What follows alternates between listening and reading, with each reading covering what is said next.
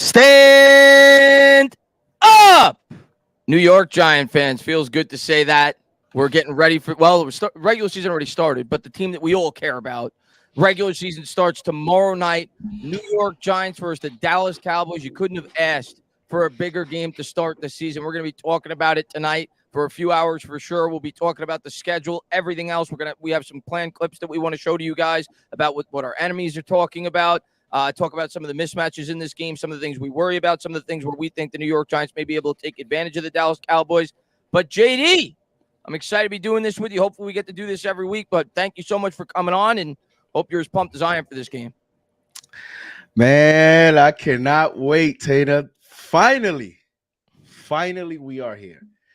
I mean, I do the NBA on Knicks Fan TV with the Knicks, and, we're baseball fans, but it just feels like the NFL, there isn't a sport that has such a long off season than the NFL. It seems like it takes forever with the off season, the draft, takes forever to wait for the draft. It takes forever to wait for training camp and preseason. And then after the first preseason game, you kind of, you already want to get rid of the preseason. Bring game one. And we're finally here. And we're just literally, Tana, at this time tomorrow, we'll be talking about the first drive. So I can't wait. Let's get it rocking. Might be a little wet that first drive. We'll talk about the injury report throughout the stream, but not the injury report, rather the weather report throughout the stream. But obviously, there's been some hurricanes from around the country, and a lot of people worried about game time. There's going to be torrential downpour, so we'll see how that plays out. But I'm going to say hello to everybody in the chat, of course. We got to start with that. Alphabet, what's going on? John, what's going on? LeVar, thank you so much for being here. Papa Goods, Tim, Jim, Leon, Ryan D, thank you to everybody for being here. Thank you guys for all the support. Hopefully you guys are as excited as we are for this game tomorrow night. And we're going to start with Sharky, who says, what's good, Chris? You ready, my boy? I see a lot of play action with the tight ends. Well, you know what? That's going to bring me to the injury report real quick, because a big and I'm excited too, Sharky. I'm excited to see what they do with Darren Waller. I'm excited to see what they do with Daniel Bellinger. Maybe Cadro will get thrown in the mix. But a big, surprise, if you will, JD, late to the injury report, I think as recently as yesterday.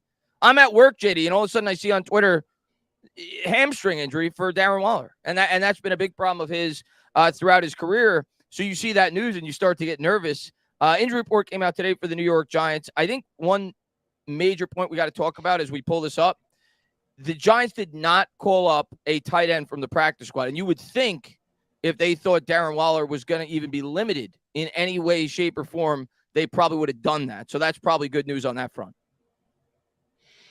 It's great news. And I wonder what was your reaction when you first saw Darren Waller. I had a CP from Knicks Fan TV. He DMs me. He says, how's Waller doing? And it was sarcasm. And I'm like, I was thinking, what is he talking about? Why is he asking me about Waller? And I had to go on Twitter and I see that he's on the injury report. And I'm like, oh my God, how ironic. The day after we were killing Kadarius Toney, Darren Waller pops up on the injury report. So you obviously start to get a little antsy as a fan. You get a little nervous because the simple fact is the Giants have done an outstanding job in managing him throughout the offseason, all the way in OTAs, training camp, preseason, the sports science that Dable has talked about as press conferences. They've relied a lot on updated technology, and it's worked. A lot of their roster is basically healthy going into tomorrow. But then this pops up now, and I guess the reports are he felt some tightness late in the week. So it wasn't necessarily something that developed that day, but there was some tightness reported late in the week, and he didn't finish practice as well. So it's definitely going to be something to watch tomorrow. Also, Tana, because of the weather, it's slippery field. You got to push off your feet a little bit more stronger, puts a lot more strength and stress on your ligaments, on your muscles. So it's going to be something to watch. But if he's ready to go, I think you have to play him. Oh, yeah. I think and you brought up a good point with the weather, too. But I think the fact that we didn't call up any tight ends from the practice squad, to me, it lends itself to, I think they expect him to play. I think they expect him to give it a full go. But we'll see. Obviously, it's nervous, though, and you don't like hearing that regardless of whether he plays or not. being that that's been a problem in the past. But the final injury report came out today. Brightwell, I don't think is going to play. I think that's why they called up Tywan Jones, who is obviously replacing Wright mainly for special teams purposes, which is why Brightwell made the team in the first place. Cam Brown still questionable. Lawrence Cager, limited participant, but no game status on him, so I'm sure he's a go. Davidson questionable. The guys that look like they'll definitely be out are Cordell Flott, Javarius Owens, and Wan'Dale Robinson, which was obviously expected. For the Cowboys, the one big name that not that you root for injuries, but that could help the Giants that is doubtful going into this game is name number 2 on this list. And that's Tyler Smith. Smith, of course, started at the tackle spot last year for the Cowboys. He's since transferred over to the guard position. And you think about the strength of this defense, JD, it starts in the interior with Sexy Dexy and Leonard Williams. And if he's out, we might be getting a lot of pressure on Dak Prescott tomorrow night. So from that, standpoint, that's good news for the New York Giants. Yes, it is. It's good news because, Tyler Smith is their first round pick, 24th overall last year. He's 6'6", 332 pounds. So he's a big guy. And he actually played a lot of tackle last year, and then they shift him into guard as a left guard. So he actually strengthens their interior, being such a big guy. And one of his strengths is strength. He's very strong. Tested one of the strongest guys, O-lineman last year. Has a nasty streak to him, and if you're the Cowboys, you want him to play because those are the elements you want to go against the Leonard Williams and a Dexter Lawrence. Is big guys that are strong, that have a little nasty in them, and if he's out, then you're talking about you looking further into their depth chart.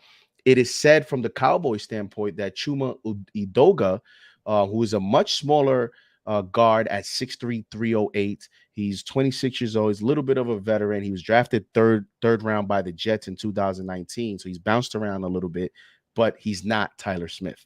And so now you're looking at going smaller on your offensive line against the bigger Leonard Williams and Dexter Lawrence, and you're downgrading in talent overall. And as you start to see around the league, Dallas does not have strong depth in the O-line. Giants have question marks on their O-line.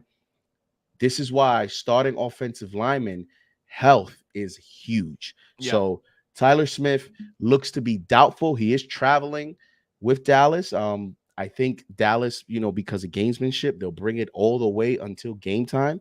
But it looks right now, if you're looking at the designation doubtful, looks like he may be out tomorrow.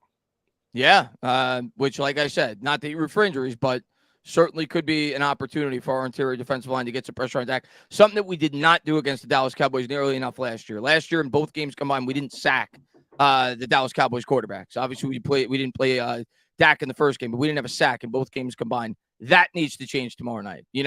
We talk about how Evan Neal is such a vital piece to tomorrow, and he is. He could wreck a game by himself if he does not do his job. We saw that last year, especially in the first game. Well, he didn't play in the second game, but in the first game where we played the Dallas Cowboys, he got completely obliterated. He needs to stand tall. But we also got to talk about the other side of the ball. We have to be able to get pressure on Dak Prescott. And the fact that Smith is not playing only lends itself for the New York Giants to probably be able to create more pressure. So good news on that front. NY Giants 26 says, made a Giants hype up. Want to see it? I'll email. You could definitely shoot it to me. I'm not going to play it tonight because I got a couple things organized that I want to show, but definitely, I'll definitely love to see it on my Giants 26. Thanks for popping in. And Marshall Law says Giants win 31-17. We'll get to the predictions throughout the stream. Appreciate all you guys. Jacob says, any updates on your... Yeah, I was going to let you guys know as the stream got going. I am going to be live on Bleacher Report tomorrow. Download the app. I think my stream starts at 6:50. I'll probably drop the link on Twitter if you follow me there. But I'll be live on Bleacher Report for a half hour, 45 minutes for the pregame, and then another half hour, 45 minutes for the postgame, almost directly after the game. I think around 11:30. I don't remember. He told me the time, but I'm going to talk to them tomorrow. But that's the plan right now. So, yes, absolutely, Jacob. But thank you for asking. But let's dive a little bit more into the game. We'll talk about a couple of things. We'll start with the weather. We started to hint about that, JD, as we were talking about the potential effects it could have on some of the players. Well, you look at the weather tomorrow, doesn't look very pretty right now. Game, of course, starts at 8:20, and it's a 62% chance of rain. So figure there's a good chance that there's going to be downpour Hopefully, it doesn't halt the game. But who do you think that impacts more so in a negative way? You think the Giants or the Cowboys? Wow, that's actually a good question uh because of the rosters. I would say, man, that's a tough question. Who does it impact more? Uh it's tough to say, Tana. And the reason I say it's tough to say is because you could say on the Giant side, you could say it impacts them more because this is a new team, new personnel in terms of offensively for the weapons that Daniel Jones has, right? Like we're going into tomorrow excited about what's the passing game going to look like. What are some of the route trees going to look like for Jalen Hyatt and Paris Campbell, Darius Slayton, Darren Waller? Like there's a lot of excitement for 20 yards or more pass plays being more explosive. Well, how explosive can you really be when you have a wet football, Yep. rain is pouring down, right? Like sometimes the fact of the matter is weather does dictate game plans and the play calling sometimes, right? You don't want to, fumble the ball as much.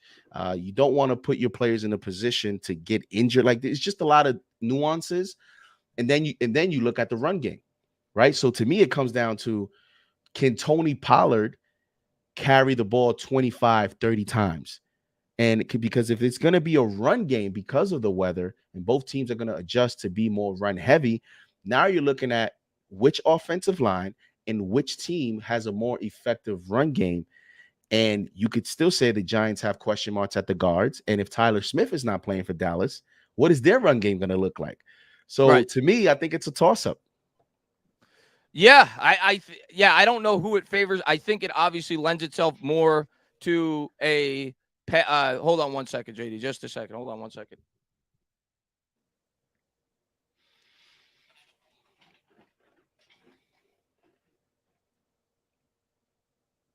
Sorry about that. But no, I think you brought up a good point in terms of I don't know who it benefits, but I think what it does is it's gonna favor the team that I guess is going to be able to run the ball more effectively because I think when it rains, obviously you're not going to air the ball out. I didn't expect the New York Giants, though, to come out. Matter of fact, JD, I think as I'm thinking about this, I think if it's torrential downpour and it's going to limit the passing game, I think it favors the Giants. Because think about it like this, JD. Going into this game, what is the thing you're most concerned with on the defensive side of the football? It's got to be the rookie corners. It's got to be. It's got to be Trey Hawkins, obviously, and it's got to be Deontay Banks. Those guys have never played in an NFL football game. They're going up against experienced wide receivers with the Brandon Cooks of the world, and of course, CeeDee Lamb and Michael Gallup and everybody else they got over there. If it limits the pass game in any way, shape, or form, I think that favors the Giants. The running game is obviously a strength of both teams. Dallas has a good line power, could run, but if it limits Dallas's passing attack against our young corners, I think it actually favors the Giants. And the Giants, if tomorrow turns into that type of ball game, it's pretty much how they tried to play last year. Like if they have to go into more of being conservative, dink and dunk, chunk plays here and there, that's pretty much how they played last year. So I know the fans want to see the evolution of the offense, but if tomorrow's weather impacts the game and they have to rely on a similar game plan like last year, where you'll see Daniel Jones have maybe 170 yards, one touchdown, no interceptions. Guess what? I know we want to see him go for 300 tomorrow and ramp up his touchdowns, but they have that experience already. And, this is sort of whether us being the Giants, the history of our stadium and the East Coast, we are more prepped to handle, the winds and rain and that. Oh, so that's what it's supposed to be. The Dallas coming from Texas, more hot weather, their stadium allows them to close the roof. So I agree. When you look at it that way, if they have to adapt, the Giants, Daniel Jones has been in that type of ball game already where maybe tomorrow, in addition to Saquon Barkley, he has more run design plays. He was effective doing that against Dallas last year in the little success we had versus the Dallas Cowboys. One thing I do want to point out also, Tana, from an injury standpoint, Donovan Wilson, their starting hard hitting safety, is also doubtful. So he also might not play. He's another starter for the Dallas Cowboys. And on the defensive side, you're looking at him and a late addition today with an illness, Malik Hooker, their other starting safety. They played sort of a three safety between Jaron Curse, Malik Hooker from Ohio State, and Donovan Wilson. So it, although Malik Hooker did tweet the whole Jordan thing, so it looks like he is basically saying, although I was in addition today with an illness, I think I'm going to go Jordan tomorrow and play. So I do expect him to play, but Donovan Wilson being out, he's a big player for them because he plays well against the run. He's fast and he's a physical player. That's a physical aspect being taken out of Dallas's defense. When you're looking at the Cowboys needing every single body physically versus Darren Waller, you're out Donovan Wilson, box player. That's another thing that, Dan Quinn has to think about when he looks at who do I match up against Darren Waller tomorrow. Yeah, if I'm the Giants going into tomorrow, in terms of what I try to do offensively, I have to feature Darren Waller. Or, I mean, I obviously we don't know how healthy the guy is, but if he's a full go, he's got to be the guy you feature in this game. Because if there is a weakness to this team, I think it's over the middle of the field. They don't have great coverage linebackers. I think that's how you have to attack this defense. We know their corners on the outside are talented. We know they have a great pass rush, so you got to get the ball out quick. I think that's how you attack this team through the air. I think it's got to be quick throws over the middle, attack the middle of the field.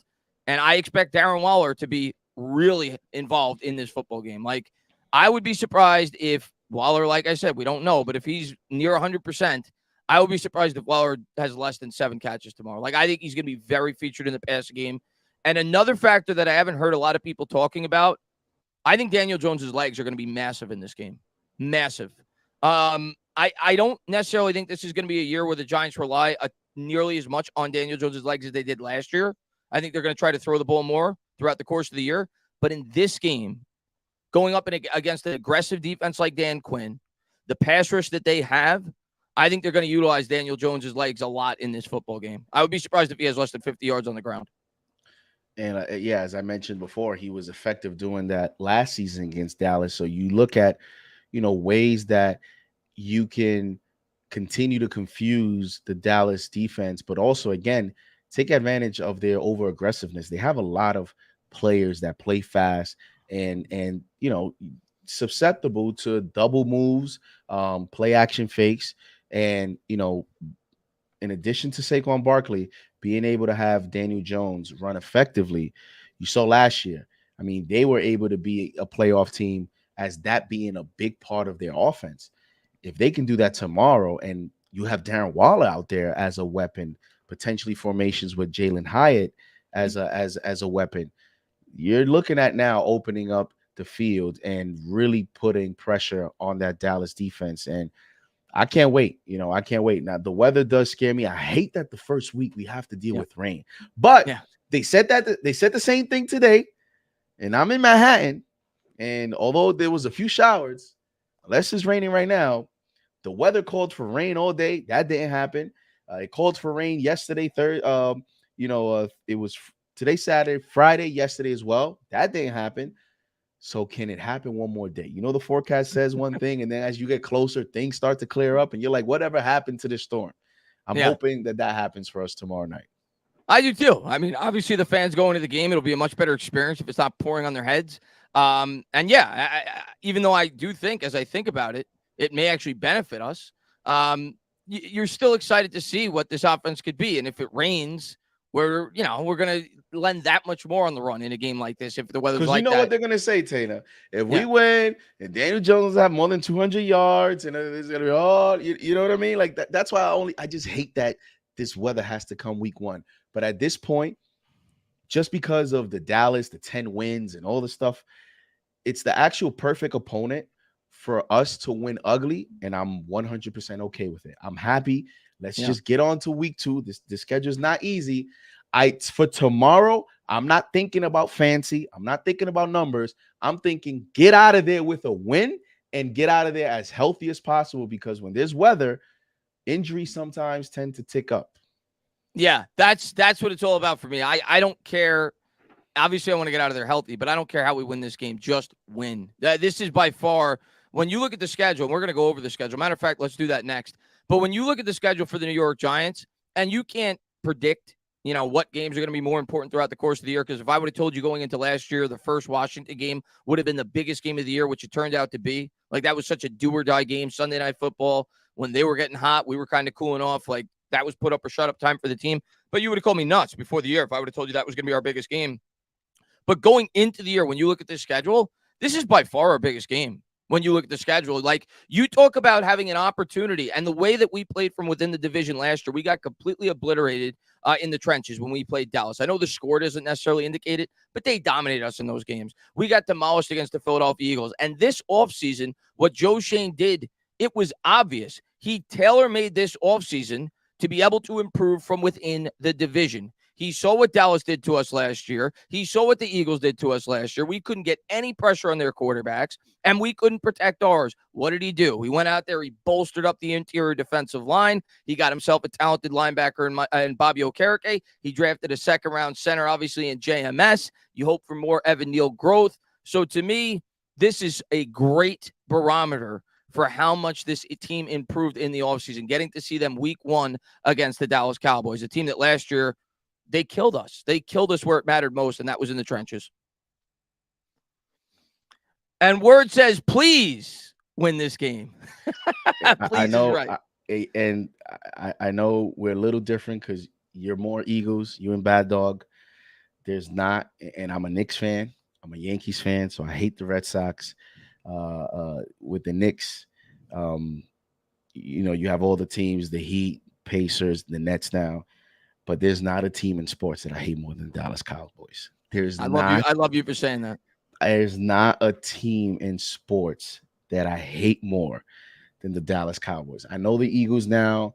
A lot of people say the Eagles, Giants fans. For me, it's the Cowboys because no matter what, if the Eagles have like a downtrend, they're going to talk about them less. The Cowboys, it seems no matter what, is – oh my! I guess now as a Yankee fan, I guess now I know why Yankee, haters hate us so much because it's like the Yankees, no matter what, are always the talk of baseball. The Cowboys, Jerry Jones, and all his little, he wants to talk on every press conference. He thinks, every year the Cowboys are going to win the Super Bowl. Every year I got to hear about the Cowboys always having all this talent. I feel like people sometimes, there's years they don't have as talented rosters and people just say it just because it's like a normal thing to say about the Cowboys. Just say the Cowboys have talent. And I just hate them. I hate them. I hated Tony Romo. We need to win tomorrow, man. Yeah. Or it's going to be a bad night for me. I'm with you, man. I am so sick and tired. I said it in my stream the other day. I am so sick and tired of getting that Dak Prescott stat shoved down my throat as a Giants fan.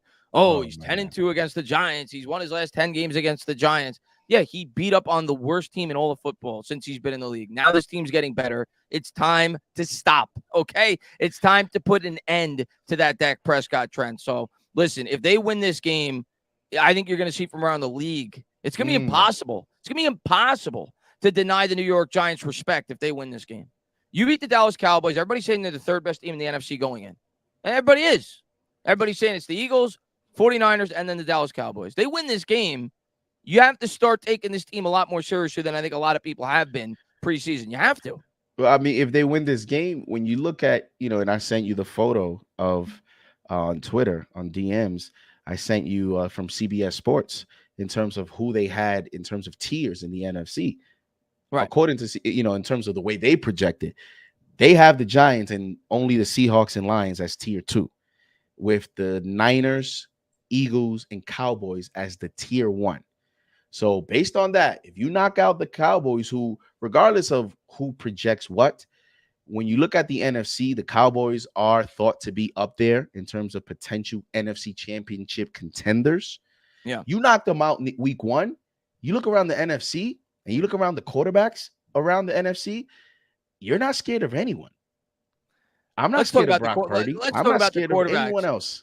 Let's talk about the quarterbacks in the NFC. That's a topic I like talking about with you all the time. Chris B says, hope Waller plays. Want no excuse. I hope he plays too, because we're going to kick your ass. I hope he plays too. But thanks, Papa Chris B. But let's talk about the quarterbacks.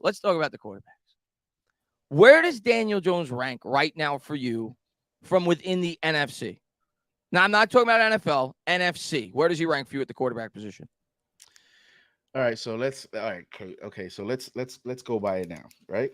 Let's start with Oh, let's start in the division. Hurts, let's start Dak, with the NFC East. Hurts, Dak, and what's his name on Washington? The dude from North Sam Carolina. Howell. Sam Howell. Howell. Yeah. Where does he All rank right.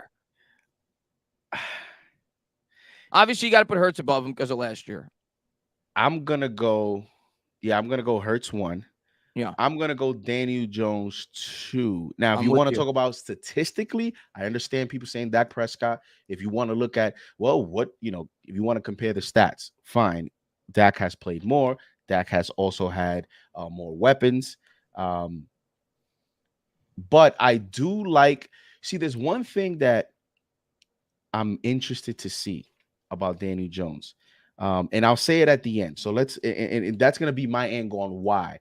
So I'm going to All go right. So Jones far, you 2. got one above him. You got one Yeah. above him in the East. Next division. We'll go to the North. You got Goff. You got Love.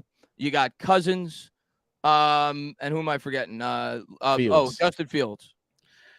Now, I'm not going to lie. Goff impressed me last night. And He looked good. He did. He looked good. He's looking to break. I think he's looking to tie Tom Brady now for the longest. I think it's pass attempts or something like that without an interception. And he looked good.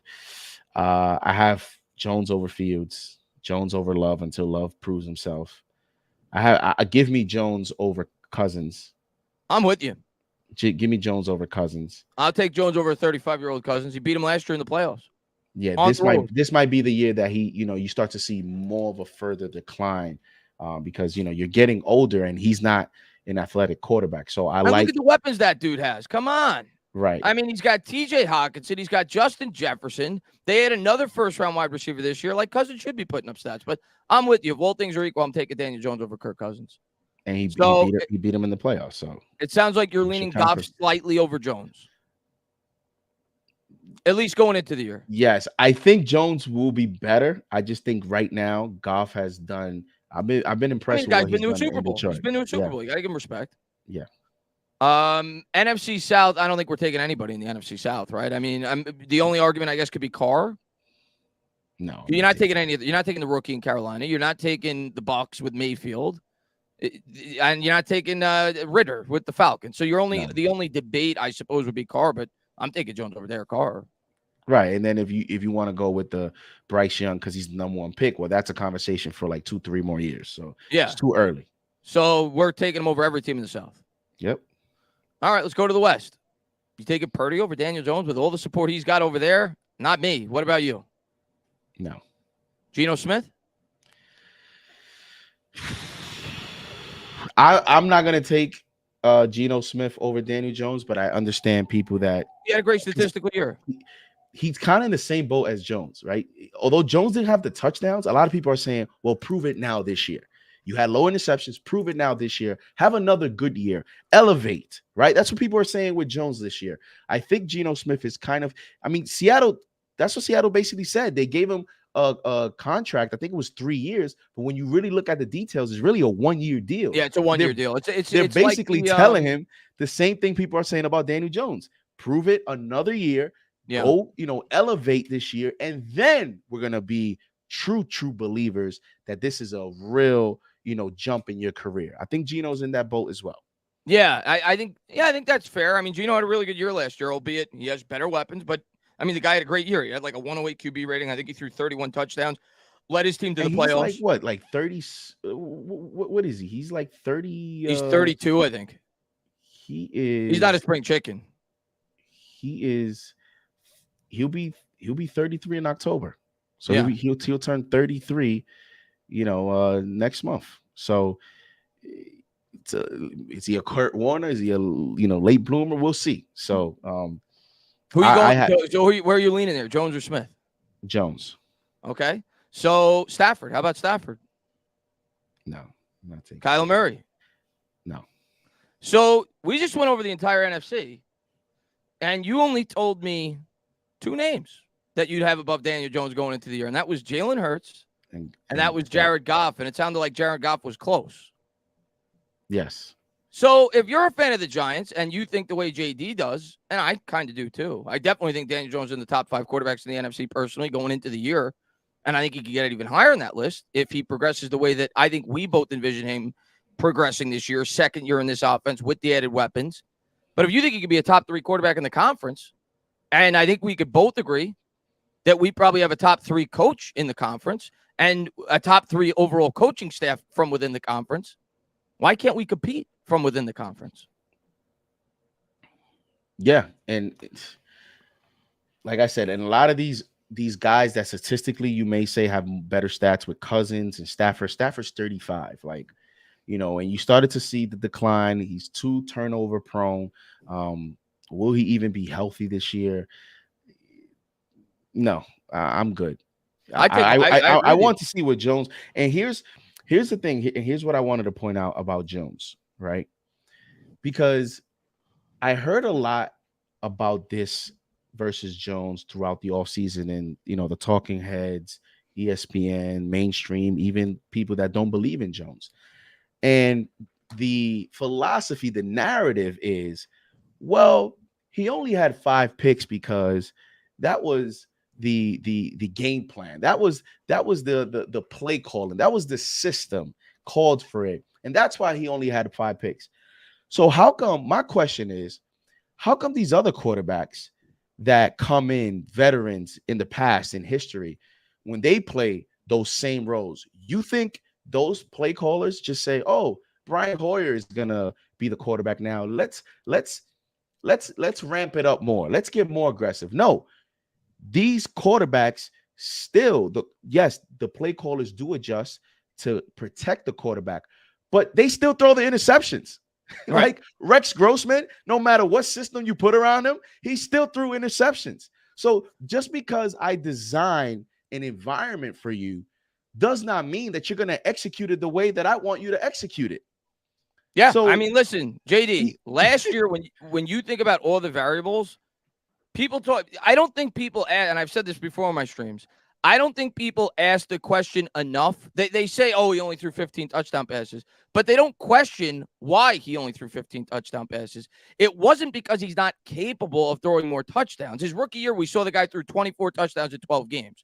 The reason he threw 15 touchdowns was because the New York Giants found an identity that worked best for their football team that allowed that team that had a lot of vulnerabilities to be able to compete and win football games. And the way that the New York Giants were able to compete and win football games last year was to manage the clock, to keep the defense off the field, and have long, sustaining drives, and to limit mistakes. The New York Giants did not have enough talent on that team to go out there last year and turn the ball over even once. If they turn the ball over once, they're going to lose almost against anybody they went up against. And Brian Daboll early on in the year recognized that, and that's why they played the style of football that they did.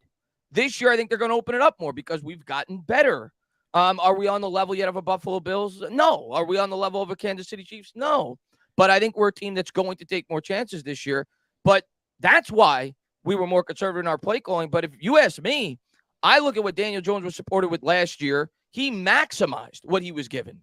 This dude had Richie James. This dude had, and I love Hodgins, but he was a throwaway. He was a throwaway from the Buffalo Bills. He had Daniel Bellinger as a starting tight end one, who I love, but he was a rookie. He had an offensive line that was mediocre, if I'm putting it nicely, and he was in the first year of an offense. So it was by design. It wasn't because Daniel Jones was incapable of putting up more production. It was because it's what gave the team last year the best opportunity to win, to play in the fashion in which they did. You're talking about the same Richie James that just played for the greatest quarterback ever that people are anointing already? Isn't that the same Richie James? Yeah. Okay, because we saw how that, and he almost fumbled, a punt return too. When that happened, although he was down by contact, I was like, okay, that's what happened last year with us. So you start to see that at the end of the day, you need something. And the other thing as well with Daniel Jones is, how about this training camp?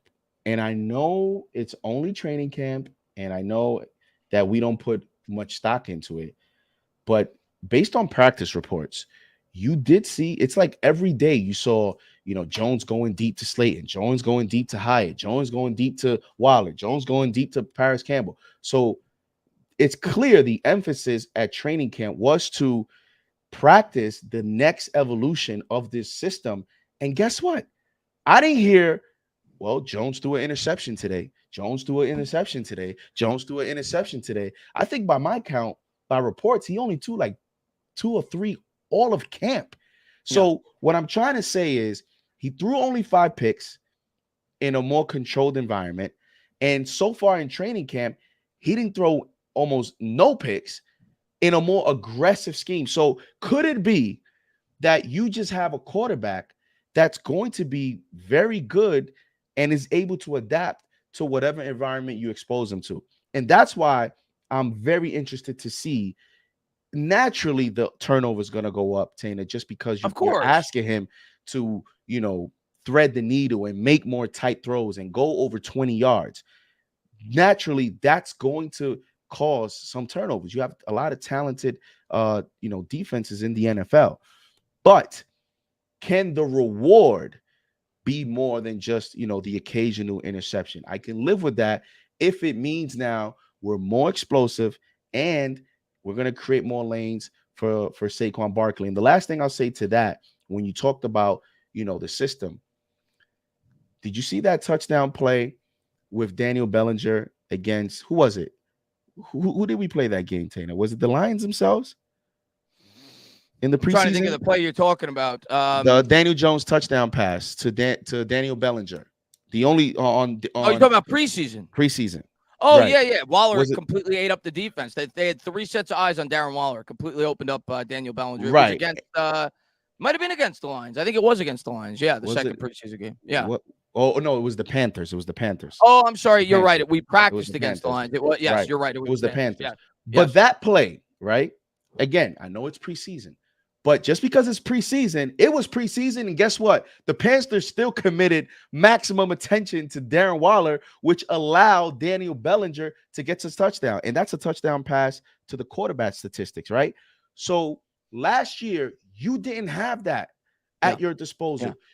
Last year, Daniel Bellinger is running the Darren Waller route. And guess what? Nobody's paying attention, double teaming or triple teaming Daniel Bellinger. So who's the second tight end that's going to come out of that formation last year or this year if you don't have Darren Waller? It's probably Lawrence Cager or Tanner Hudson or whoever else we had at tight end. So Yeah. that's just to illustrate to you how having an upgraded personnel allows you to be more creative in the red zone, which allows the quarterback to rack up some touchdowns, which then improves his stats. So them having the personnel this year is going to allow the Giants to be more aggressive, and they already are efficient in the red zone.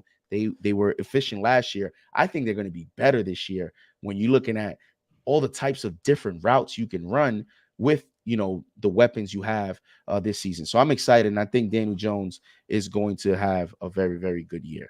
Yeah, I mean, we were top 5 in red zone offense last year in terms of efficiency. We just didn't get there enough. But when we got there, we put the ball in the net. And this year, I think we'll get there more often. And because Waller's there, you have to figure we're going to be just as deadly. And the other guy that does not get talked about enough is Saquon Barkley, because all the attention is on Darren Waller, all the attention is on Daniel Jones because he got the big contract, and the fact that we're opening up this offense. But the addition of Darren Waller is also going to help Saquon Barkley tremendously. Saquon Barkley has never had, outside of Odell Beckham his rookie year, he has never had, and we saw how he looked in his rookie year, he has never had a weapon that an opposing defense had to a game plan for outside of himself. Now he has that. And he's got a play call that's able to maximize their abilities. So, listen, I think not just Jones, I think Barkley's going to be tremendously impacted in a positive way as well with the impact that Waller provided he could stay on the field. I'm Go very ahead. Go ahead. excited. I was just saying, I'm very excited to see Barkley. We didn't see him at all in the preseason, and sometimes as a fan, when you don't see certain players at all in the Forget preseason, about you're it. not able to see much at training camp. You get pumped to watch him play, Yeah. and especially with him and the story he's had with the Giants, the whole contract thing. I think everything, and then his importance to tomorrow. He's going to be a big factor, a big factor to whether the Giants win tomorrow. So I'm pumped. And the other thing is, as a fan, the fan in me, I'm pumped to see, kind of this next stage of his career as a running back. The running backs a lot talked about, resetting the market and what they want to prove so that the future of the running back position comes back to the good old days where the running backs were getting paid. The Derrick Henrys, the Saquon Barkleys, like these guys that are the stars, I think they have to show a little bit more durability and staying power.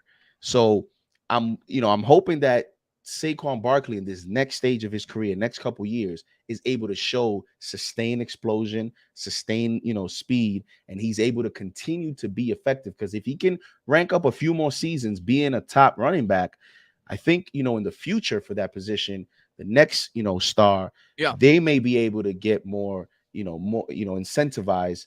Because as you know, in the NFL, it seems like running backs, you get one contract and then the team just is ready to give up on you and draft a fourth rounder and just kind of reload that position every 3-4 years. It's not like the good old days where you were with a running back for 7, 8, 9 seasons. Now it seems like, you draft them and after their rookie contract, that's it. You're okay with them walking. So, and a Yeah. lot of it is because they're in this generation, the running back now is getting hurt more. They're declining faster. And I think just the speed of the game has increased than in the 90s and the early 2000s. Yeah, and the other thing that hurt Barkley is a running back's premium value is when they're at the stage in their career where Jonathan Taylor is now. That's why Jonathan Taylor is holding out. That's why his agent is telling him to do so. Year 3, when you can't franchise tag them yet, when they're still young, they're not approaching that plateau, and if they don't have an injury history, they try to cash in then. That's what McCaffrey did. That's what Kamara did. That's what Jonathan Taylor's trying to do. And if Barkley would have stayed healthy, that's what he would have did. That's what would have happened with him. It didn't work out that way.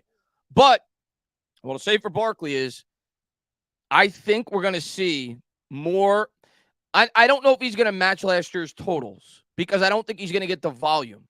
I don't think we're going to run quite as much.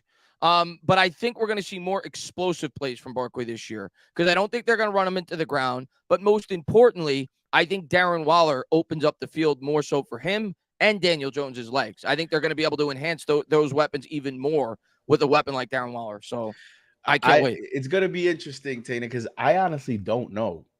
Yeah. It's interesting because he's on another 1-year deal. And you saw how they used them against the Vikings in the playoffs. Yep.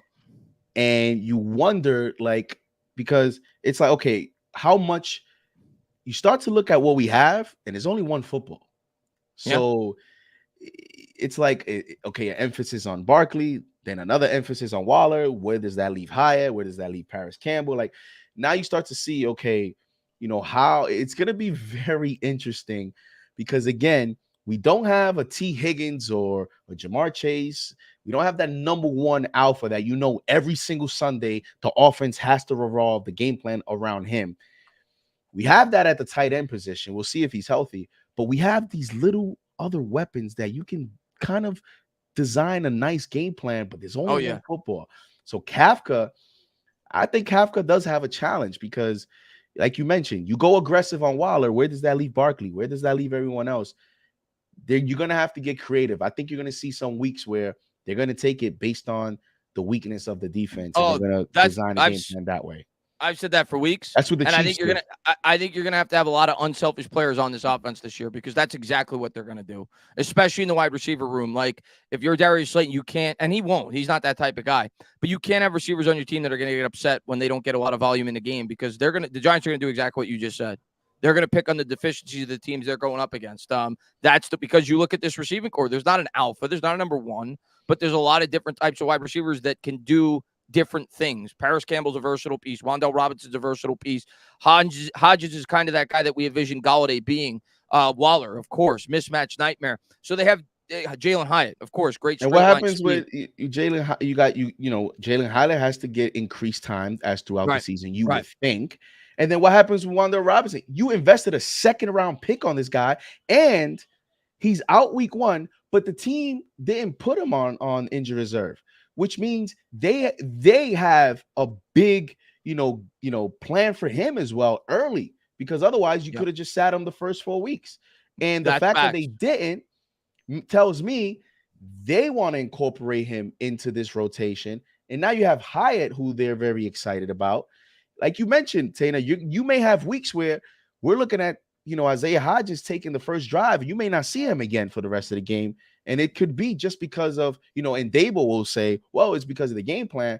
But you have some young investments with Wandale Robinson and Hyatt. And all it's going to take, Tana, is for Hyatt to break one, and everybody's going to want this guy to be on one or the other side full time, because that's how it's going to go. Oh, I mean, we saw it with Kadarius Toney his rookie year. He had the one game against the Cowboys, and people were already comparing him to Odell Beckham. So you're right. All it takes is that one big game, and he's going to be the toast of the town. I just want to get to a couple of these before we run behind, and then I want to get into a couple of clips that we wanted to show as well.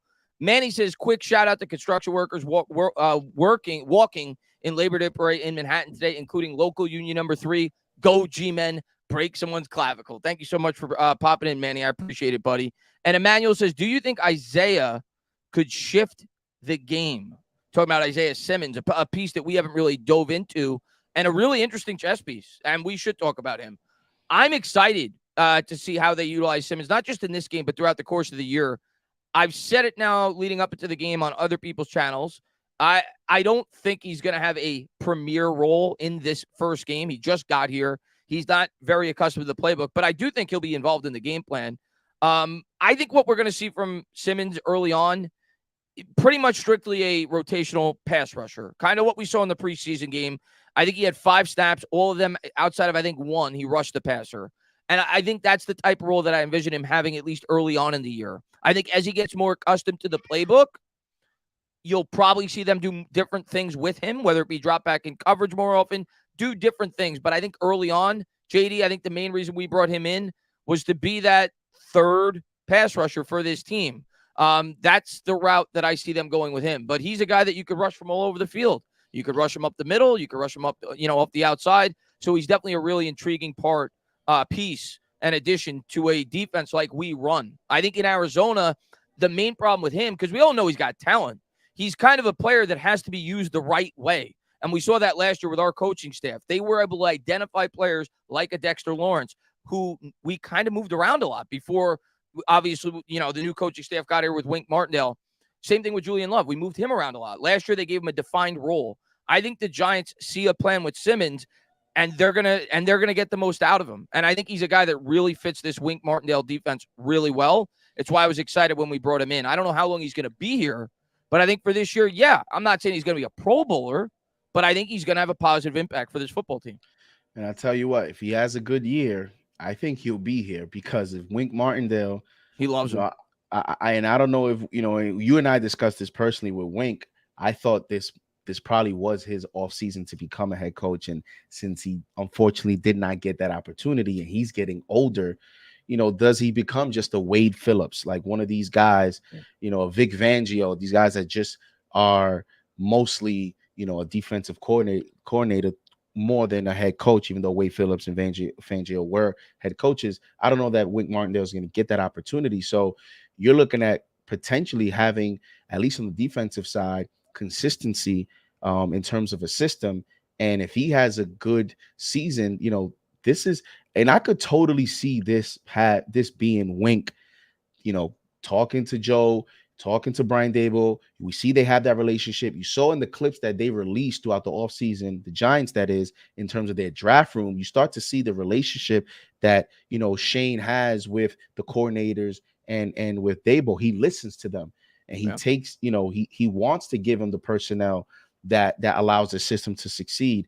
And Isaiah Simmons has everything that would be perfect in the Wink Martindale system.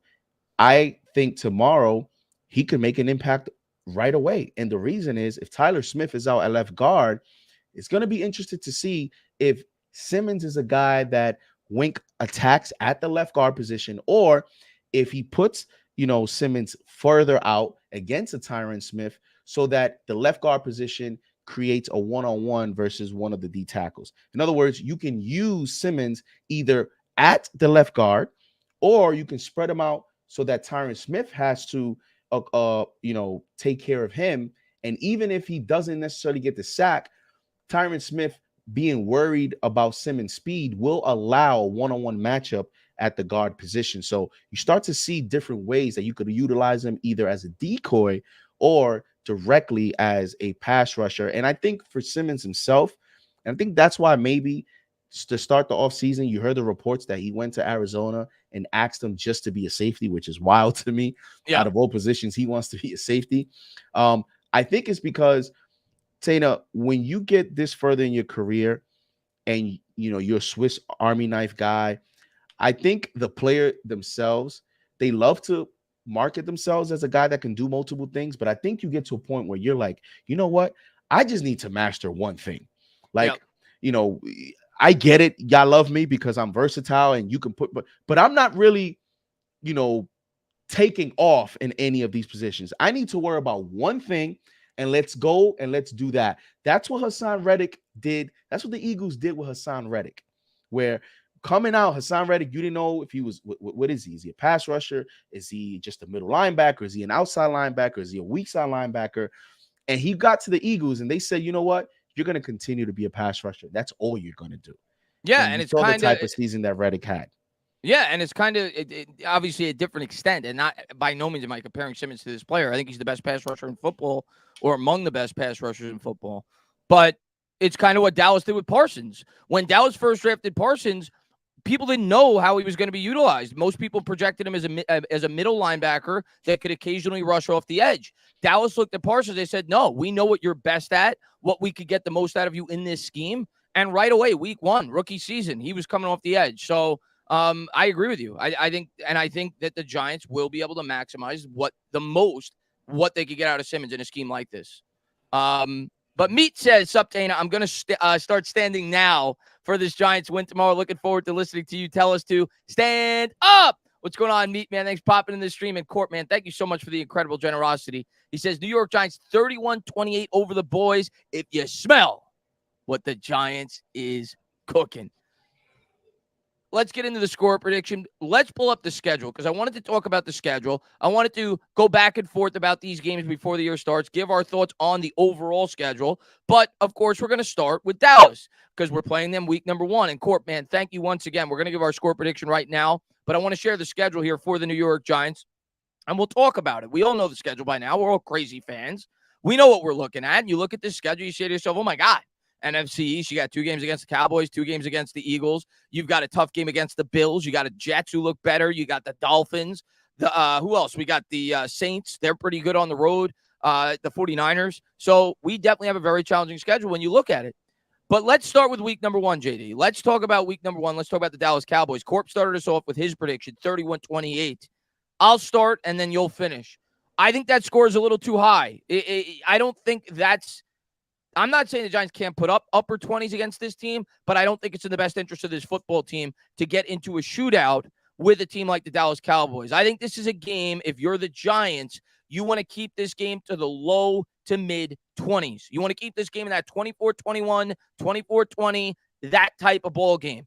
I think if you get into a shootout, it opens itself up to potentially more mistakes, extra possessions for that offense, and then you got to worry about your young rookie corners. I think the Giants have to do a good job of showing balance, both in the run game with Barkley and Jones and taking big plays when they're there. But I don't think that's going to be the score. I think this game's a little bit lower than that, Corp. I've got the Giants 24, Cowboys 20. I think Brian Dable, extra time to prepare for this game. I think that is a huge edge that a lot of the talking heads are not talking enough about. When I think about the NFL schedule, I don't think there is a more important week when it comes to coaching in the NFL than opening week. Because you think about it from within season, you only have 5 days to prepare for these games most of the time, week to week. Opening game, you have 3 months to prepare for that football game. Giants, in my opinion, overall as a coaching staff, especially when you factor in that there's some turnover with that Cowboys coaching staff. Of course, Kellen Moore is no longer there. I think it's a huge advantage for the New York Giants.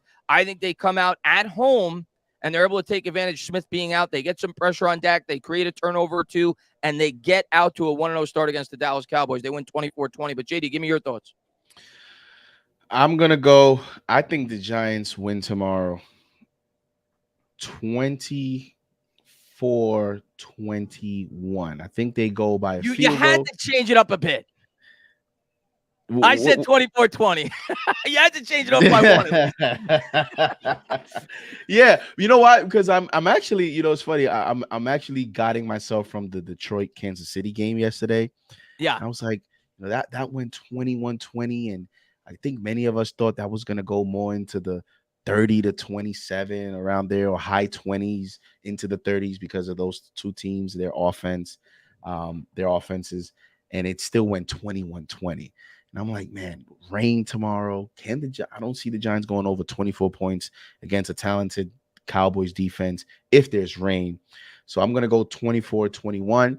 Graham Gano, who just got the contract extension, proves his money, earns his money, and he wins by a field goal. I just think that if Tyler Smith is out, Donovan Wilson is out at the safety position, those injuries are going to hurt Dallas a lot.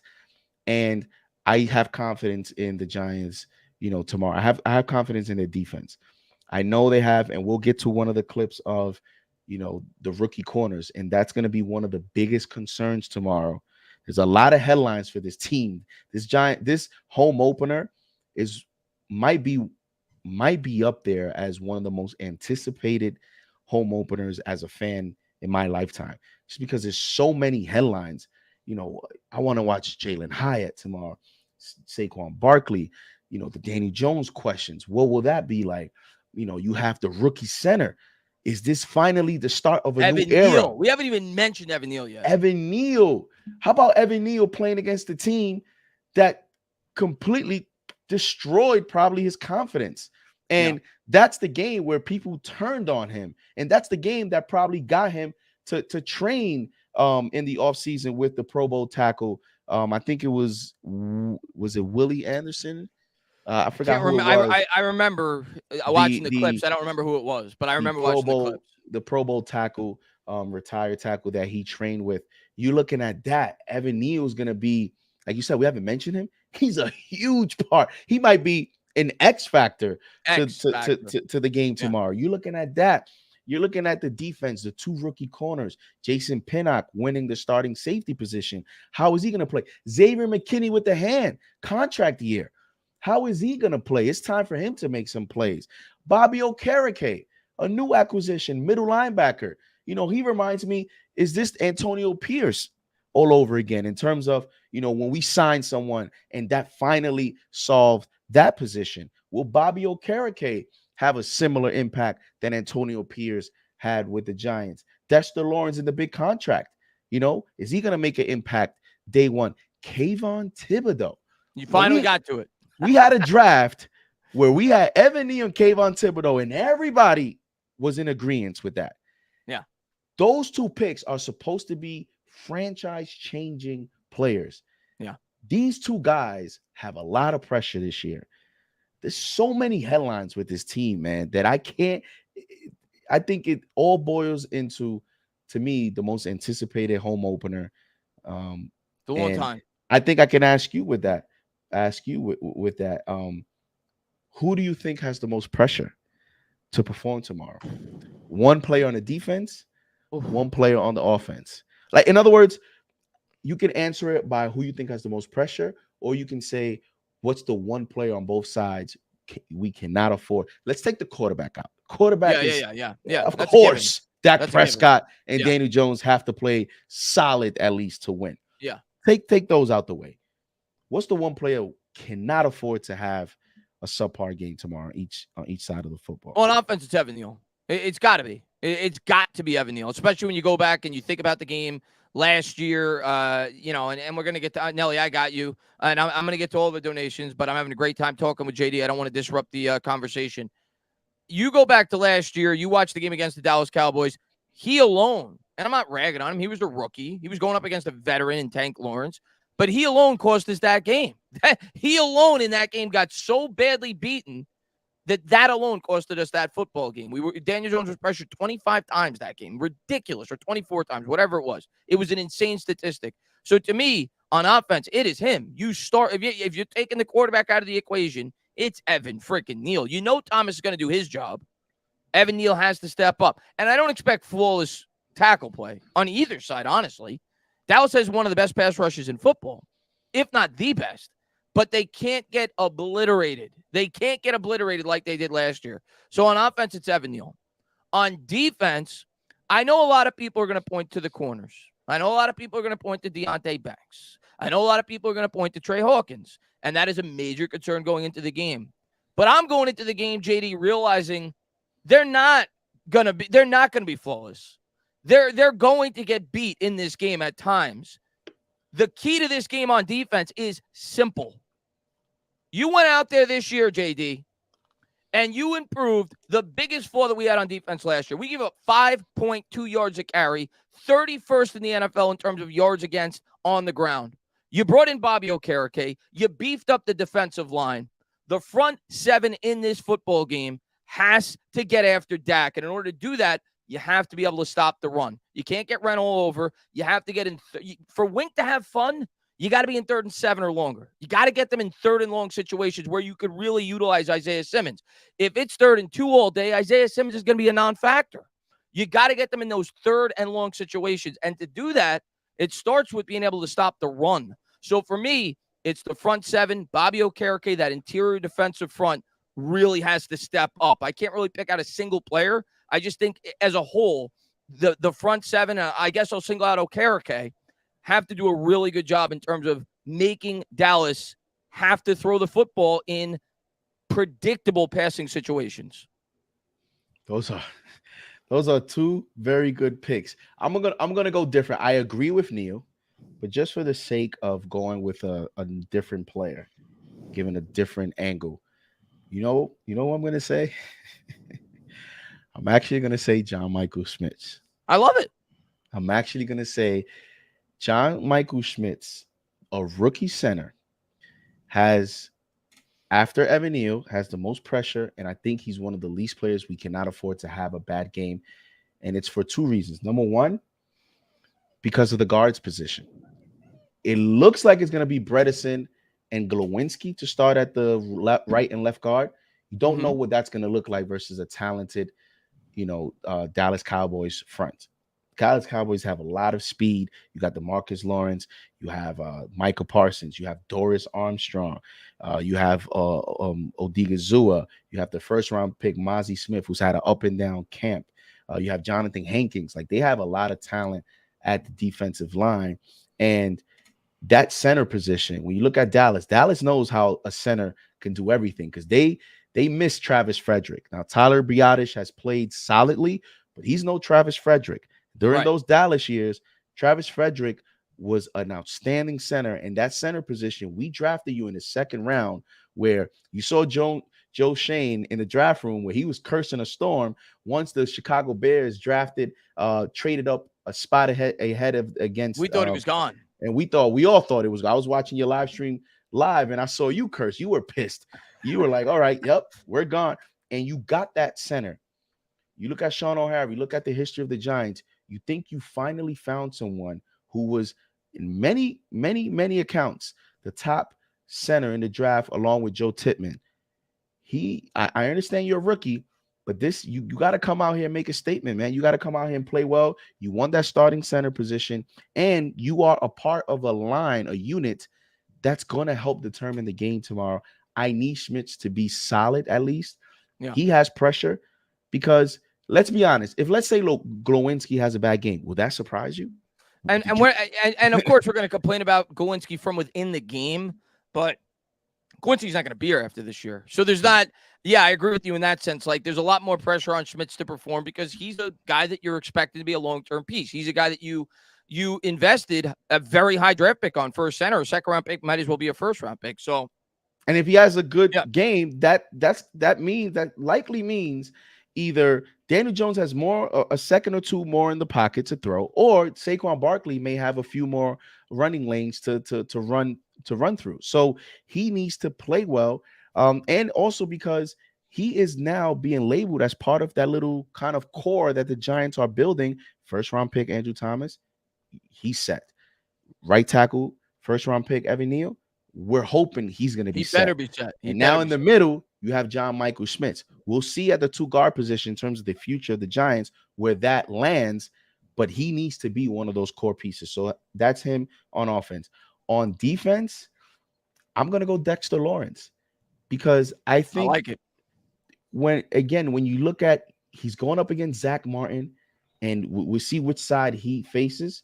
If he's at the left guard side, I need him to be dominant, right? And if he is, because I'm looking at Dexter Lawrence, if he plays well, what is that likely going to do for us? And I think if he plays well, that likely means, Dak Prescott could be pressured, but that also means that we're going to be in position to put Dallas in uncomfortable situations in terms of yardage, because that means we're playing well against the run. I need Dexter Lawrence to be someone that Dallas doesn't have an answer to. So to me, it's Dexter Lawrence on defense. You signed a big contract. You know how some of these linemen get when they get the big money. They sometimes take their foot a little bit off the gas pedal. I need Dexter Lawrence to ramp it up tomorrow, and I need him to play well. I love it. I think Lawrence is a great answer as well. I think he completely changes our defense if he's able. As much as I love Lawrence and as great as he was last year, he was an All-Pro. He got stymied against the Eagles. He did. He could not get after the quarterback. These are the games that we need you to show up. Kayvon, another name that we could have mentioned. There's a lot of guys in this game, but if Dex has a big game, I think that means Leo's going to have a big game. And if they got to pay extra attention to the interior, all of a sudden you're flushing Dak out of the pocket, and all of a sudden Kayvon's coming in to finish up. Aziz is coming in to finish up. So I like it. I mean, I always say it, man. The best type of pressure you get on a quarterback is interior pressure. No quarterback wants to be uncomfortable in the pocket. Yep. So if Dex could win that battle, there's no doubt about it. Nelly, I'm going to read this real quick, and then we're going to get back to the schedule. Tana, I need us to go win this game. The Dallas content. We're going to get to the Dallas content. Well, I don't know. Yeah, we're going to get to some Dallas people in about 15, 20 minutes after we go over the schedule, and we're going to see what they had to say about our secondary, because it's always good to get a little bit of an in-depth look, JD, in terms of how we're being looked at from the opposition. We're going to get into that. The media are acting like this game is beneath the Cowboys or that we are the same old Giants. I hate the disrespect. I'm going to tell you what, Nelly. I love the disrespect. Maybe I'm weird.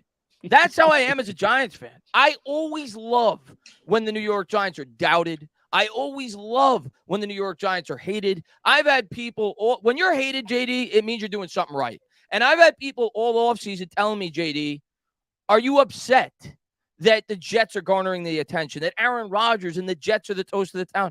I freaking love it. It's the best thing that could have ever happened to this football team was Aaron Rodgers signing on with the New York Jets. Why? Why? Simple. Brian Dable's coming off a coach of the year. Daniel Jones just signed a $40 million a year contract, and the New York Giants are coming off their first playoff win since 2011. If the Jets were a non-story, the pressure against the Giants in this city, in this town, would be up tenfold. The fact that the Jets are getting all this attention, the Giants are getting all this hate, people are saying it was a fluke. I like that. That's where I want us to be. We don't need the added pressure. We already got enough. Yeah, and it does get tiring. I hate to see it. The fan in me hate it. I hate it. I agree. I hate to see it. It's sickening to see the constant tweets and the disrespect, or so we think is disrespect. But at the objective side to me and the competitor in me as who I am, that's cool, because guess what? Let's be honest. I'm the same way as a Giants fan versus the Commanders. I never like the NFC East. I hate everybody. I'm cool with the Commanders. I don't even care about them because JD, they're never a threat. Be cool with the Commanders? They never beat us ever. Right? They're never a threat. And you saw what you just said and what I just said. Guess what? If a Commanders content creator or fan just saw what we just said, what they're gonna think? Oh, look at the Giant fan. They think this. That's disrespectful. What I'm trying to say is that's how it goes when you can't beat a team. Yeah, that's just how it goes. Yeah. So yes, it's annoying. I hate it. But guess what? Is a Cowboys fan supposed to be scared of us tomorrow? Are they supposed to go into tomorrow and say, there's a big chance we could lose? How? We haven't beaten them in how long? Yeah. And they're Cowboys fans. Like, of course they're going to be overconfident. Let's be real, JD. And talk trash. Let's be real, JD. It's the same thing you think about it from our perspective. They think about us the way that we think about Washington. It was a great comparison, what you just said. When we play Washington at the beginning of the year, most Giant fans look at their schedule. They say that's 2 wins. And if you're a Dallas fan, I can't blame you for feeling that way, because if we had the same success in recent years that the Dallas Cowboys have had over us, I feel the same way. But that's not going to stop me as a Giants fan from feeling the way that I do going into this football game for all the reasons that I've said. I think we've gotten a lot better, and I think we're going to win. I think we both said we think we're going to win, but I don't mind being doubted and being hated. As a matter of fact, I relish in it. As a fan, I like it. Can't wait. I can't wait to see it. Can't wait to see the game tomorrow. And Chris B says Jones over Dak. We will see tomorrow. Oh yeah, Jones over Dak. We'll see tomorrow. We'll see tomorrow, Chris B. How about this? Who has more pressure, Jones or Dak tomorrow? Ooh, that's a good question. You know what? I'm going to catch up with the chat because I want to see their responses on that. I want you guys in the chat to answer JD's question. Who going into this game and going into this season has more pressure? Is it Daniel Jones, who just got the $40 million a year contract, who just got the added weaponry, who's second year in the offense, or is it Dak Prescott, who's coming off a year where he led the league in interceptions, who is coming up on a contract that is about to expire? Who has more pressure going into this year? He has not had any playoff success throughout the course of his career. His only 2 wins in the playoffs. One came against the Bucs, who were 8-9 last year, I think. And the other one was against a bad Seahawks team who stuck into the playoffs. He's never had an impressive win from within the playoffs. Dallas is a team that's well-equipped. Everybody's been saying it, to go on a run with their defense. Who has more pressure going into the year? Is it Dak Prescott or Daniel Jones? I think that's a good question. Chad is saying Dak Beavers got elevated. Okay, that's interesting. Okay, that's interesting. Okay. A lot of people are saying Dak. Seems like most people are saying Dak. Dak. I agree with them. I think Dak, and I said this a couple of weeks ago, I don't think there's a quarterback in the NFL with more pressure going into this season than Dak Prescott because of the year he's coming off of, the fact that he's getting up there in age. They then trade for Trey Lance. He's not under contract past next year. I know that there's been rumors that the Cowboys have talked about extending him. But if Dak has a bad year this year and the Cowboys miss the playoffs, there's no guarantees Dak Prescott's starting quarterback past next year. So I tend to say Dak as well. I think Dak's got this year. I think Dak is under more pressure than Daniel Jones. I think the pressure ramps up next year with Daniel Jones when he enters year 2 of the contract. He definitely has a lot of pressure, but I would put Dak above him on the pressure meter. I'm gonna say Daniel Jones. And you're gonna say for the reasons that I said, and I respect that. And the only reason I'm gonna say, and that's not to say it's a negative either. Like, a player has more pressure. That's okay. It's just you just have more pressure to prove you know your worth. And the reason I'm gonna say Jones is, Dak. I don't think Dak is gonna have a bad year. Mm-hmm. Like, in terms of what we've seen as a floor for him already, is like, at least statistically, he's we want Jones to get to this season, right? And you can totally see the Cowboys making the playoffs and doing the same thing they do every year. And if that happens, what is really Jerry Jones gonna do? I mean, if that gets to the playoffs and they go out in the first round, are you gonna go to Trey Lance? Like, when you really look around the NFL and you look at the tiers, it's not as easy as people think. I think Dak, you can win with him, but I just think Jones has more pressure because if he doesn't play well this season, Tana, this franchise is this. the fan base is going to chew him up. Forget the fan base. Look, what is Joe Shane going to think? What is he going to do? It can set you back so much. Yeah. Because, we don't have a Trey Lance to kind of try to sell the fan base on in terms of development. We don't have that behind us. Like, we have to now start to look at, because that's what I'm like, okay, if they both have the same years, Jones's year is going to be looked at more positively than Dak. Right. Yes. But if they both have mediocre years, I still see a scenario where Dallas says, because of just what's out there, let's give Dak another year, right? Because guess what? That's all Jones has done with Jason Garrett. Like, Jones has shown to give. I know a lot of people, because of the media, they love to put it more pressure on Dallas. But when I look at Jones' actual actions, he gives these people, head coaches, certain players, he gives them a longer rope than what the media wants them to do. Whereas for the Giants, if Jones doesn't elevate, what is there more to say about what we believe his potential is if he doesn't do it this year. That's a good I point. think I think that like I just think from a franchise standpoint, now we're really looking at what are we really going to do here now? Yeah. Like, what are we really going to do about this quarterback position? So I think to me, yeah. he has more pressure because of those reasons. I think both of them have immense pressure, and I think you can make compelling arguments for either one of them. But yeah, you bring up a lot of good points. There's nobody would deny Daniel Jones' pressure is through the roof this year. But to be fair, JD, is it any more pressure than he had last year? Last year, Daniel Jones. Let's be honest, JD. If Daniel Jones didn't perform last year, he might be a backup quarterback in the NFL. We see it all the time. We saw it happen with Sam Darnold. All the time.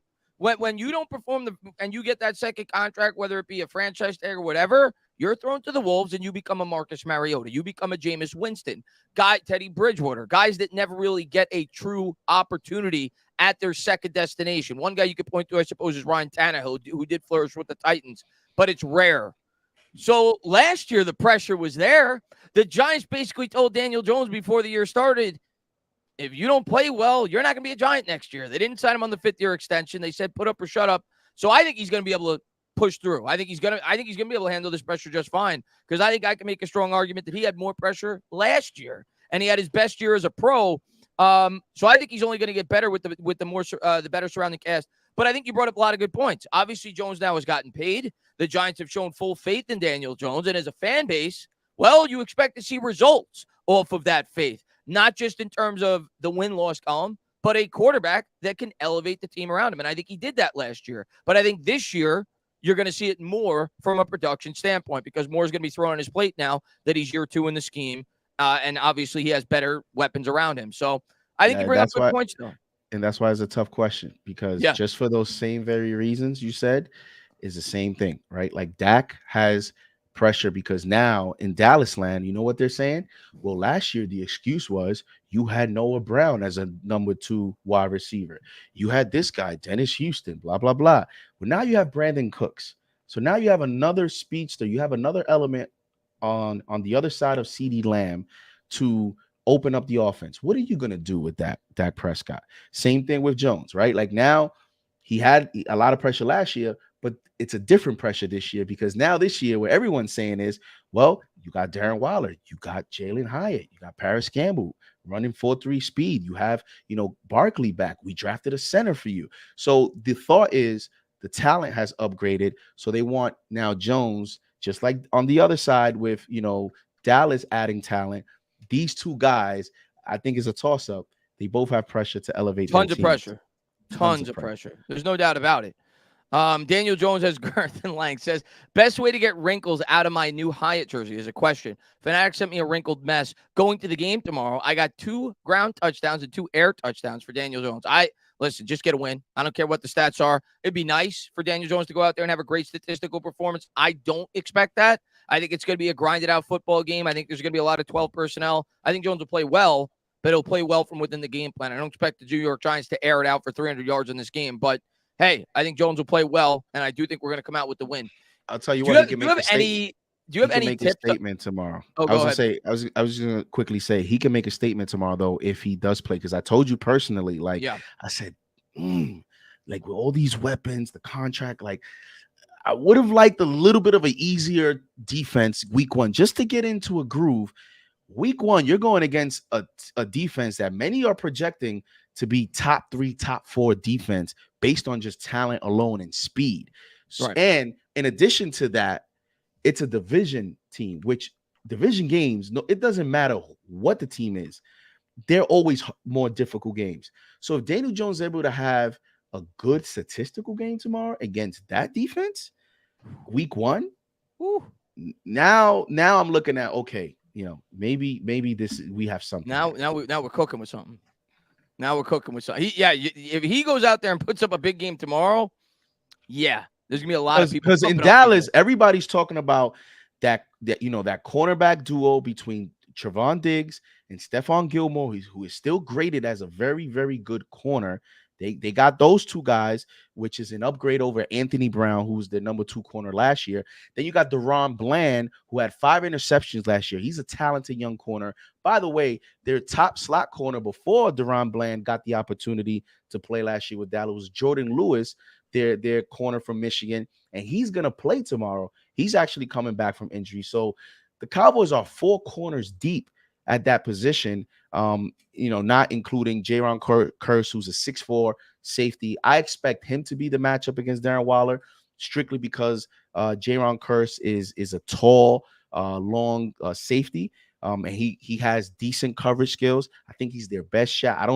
There's no way I see them going linebacker. They would have if Overshone, who was hurt, their 3rd round linebacker from Texas, he would have been a player they would have used against Waller, but he's out with injury. I think their next matchup, I think Dan Quinn will go Jaron Curse on Waller, and then you have those talented corners with Dallas. We all know Trevon Diggs. He almost had a pick in that second game against Daniel Jones where it went right through his hands. We know he likes to jump routes, and depending on the weather, he might jump a few routes tomorrow. And with Trevon Diggs, it's hit or miss. He's either going to have a big game or, you can beat him for a few big plays. So a lot of variables tomorrow for Jones to think about. That's why I say if he has a good game against this defense, that's a statement game for him. Oh, for sure. For sure. As far as your question about the jersey, I don't really have much to say. JD, do you have any suggestion in terms of being able to fix wrinkles on a jersey? I don't know. Use a steamer. Yeah, that's what steamer. That's it, man. That's what I would say as well. I don't know. I don't have any specialty advice when it comes to that. Maybe somebody in the chat can help you out with that. Let's get back to the schedule, and then I want to get into a couple more things. We'll do this quickly. We already talked about the Dallas game at great length. We'll be talking about Arizona next week. We got the 49ers, the Seahawks. Let's talk about, I think we could both agree Arizona's a win. Like, if we lose that game, there's major problems. No Kyler Murray. They're clearly a team that I think is headed towards a top 5 draft pick next year. I don't care that it's on the road. I think we could both agree we expect to win with that game, right? Yeah, of course. Yeah, so that would put us at 2-0. 49ers. I think they want us to win too. The way Arizona's had, the way they've been managed, yeah. Their quarterback Josh Dobbs and the way they've been having the offseason they've had, I think this is one of the rare instances where you actually, because with NFL teams, the whole tanking thing, you don't really see it in essence, I guess, because you don't see things like what Arizona did, right? You just project the team to be bad, but Arizona actually did things that NBA teams would do to tank. And it happened in the NFL where they're clearly looking to lose games, to draft Caleb Williams. Yeah, it's blatantly obvious. 49ers, that's probably one of our toughest games on the season. I'll get your take on it. I'll start. You got to pick some losses, JD. You can't go 17-0. And I look at the 49ers, it's short rest on the West Coast. Granted, we're going to stay over in Arizona. The New York Giants actually before the year asked the NFL to give them back-to-back West Coast games for this very reason. They didn't want to have to travel back and forth. So, in a way, I guess it sets up well in that sense that we're already on the West Coast. But listen, I look at the 49ers. I just think it's mismatches all over the field. They have a great pass rush. They've got great weapons. I'm going to have that as an L. Okay, we can go with that. I can go with that. Short all week. Right. I think short week versus that physical of a team makes sense there. Seahawks home, extra rest because we play Thursday night. Then we don't play Seattle, I think, until the following. I think it's a Monday night game. I know it's. I think it's I could be wrong. I think it's a Monday night game. So extra rest there. It's like 12 days. They're coming across the country. Last year we had to go to Seattle. This is one of the better games on our schedule. I think a lot of people are probably 50-50 on. I think we're going to win that game for the reasons that I just expressed. Extra rest. They're traveling here. I think we find a way to beat Seattle, and I actually have a starting 3-1. Monday Night Football. It is an ESPN game, so I have it as a win as well. At Miami, tough test. It is. I mean, with our rookie corners, at that point they'll have a little bit more experience, but you're talking about probably the best wide receiving core in the NFL with Jalen Waddle and Tyreek Hill. That's tough. It really is. And it's on the road. I'm going to go Miami. there. I'm going to have us dropping there to 3-2. I'm going to go win there. I think the next game you're gonna have it to win. I have it vice versa. I'm gonna go win. Tua still has to prove some things to me. He I still have questions about his decision making, and so I know they have all this talent around him, but can he elevate the talent around him? That's my question mark. The Wink Martindale defense, I can see giving him a little bit of trouble. I see the Giants winning that game. All right, and like you said, I am going to pick us to beat the Bills. That's my surprise pick of the year. So we're kind of just we agree in the sense that we're 1-1 in these two games. You're going to pick the Bills in this game. Same reason we beat the Ravens is my argument why I think we stand a good chance for this to be our shocking win this year. Wink was super familiar with Lamar Jackson. You saw it play out in that game, especially in the second half. The way that we were able to defend against that Ravens offense. I think it's the same thing here. Nobody in the NFL knows him better than Brian Daboll. Brian Daboll was his offensive coordinator there for 3 years, whatever it was. And of course, Joe Shane is very familiar with a lot of the players on that football team. Buffalo's obviously very good. Obviously, we're going to be an underdog in that game, but for all the variables I expressed, I look at this as our shocking win of the year. And I have the Giants getting to what I have is at 3-2, so now 4-2 through 6 weeks. I have this as a loss. That's a tough Don't team. really. I mean, obviously, it's Don't really. understandable. The only explanation I have, because these things will change once they actually happen, but I don't have much of an argument against you with that, because I do think that will be a factor, and we might as well we might actually win that game. But the way I'm looking at it is the way I project the Bills season to unfold. This might be one of those early season must wins for them, and I see them being a little bit more, especially for me, us coming off Miami win. Now sometimes these things don't transfer as well, especially this will be the second straight road game. I see the Bills pulling this out on Sunday Night Football. But we're both 4-2 after 6. Right. We talked about Washington earlier. We're going to show as much respect to Washington as Cowboys fans show to us. That's a win. We beat Washington every year. You got Sam Howell. It's a quarterback that has never played in the NFL. You have a defensive coordinator in Wink Martindale that feasts off of quarterbacks like that. You've got Ron Rivera versus Brian Daboll, edge Giants. You've got Daniel Jones versus Sam Howell, edge Giants. We have the better quarterback. We have the better head coach. We're at home. I'm taking the New York Giants. We're 5-2. You agree? Yes. No more analysis. Jets. Can you consider this really a home game? We haven't beaten the Jets since 2011. Last time we beat them, we won the Super Bowl. I can't pick a win every week. I want to pick a win here. I really do. And I definitely think we can win. Like, I don't think the Jets are this invincible team, but they're a very good team. They have a very good defense. I got to pick some losses, JD, and I know a lot of Giants fans aren't going to like me picking this one. I think the Jets are good, and I think we're comparable to them, but I'm going to give them the edge. I just look at Aaron Rodgers going up against our young secondary, and I just don't think it's a recipe for success going up against the New York Jets. So I'm going to take, even though we beat them last year, I am going to take the Jets in that game.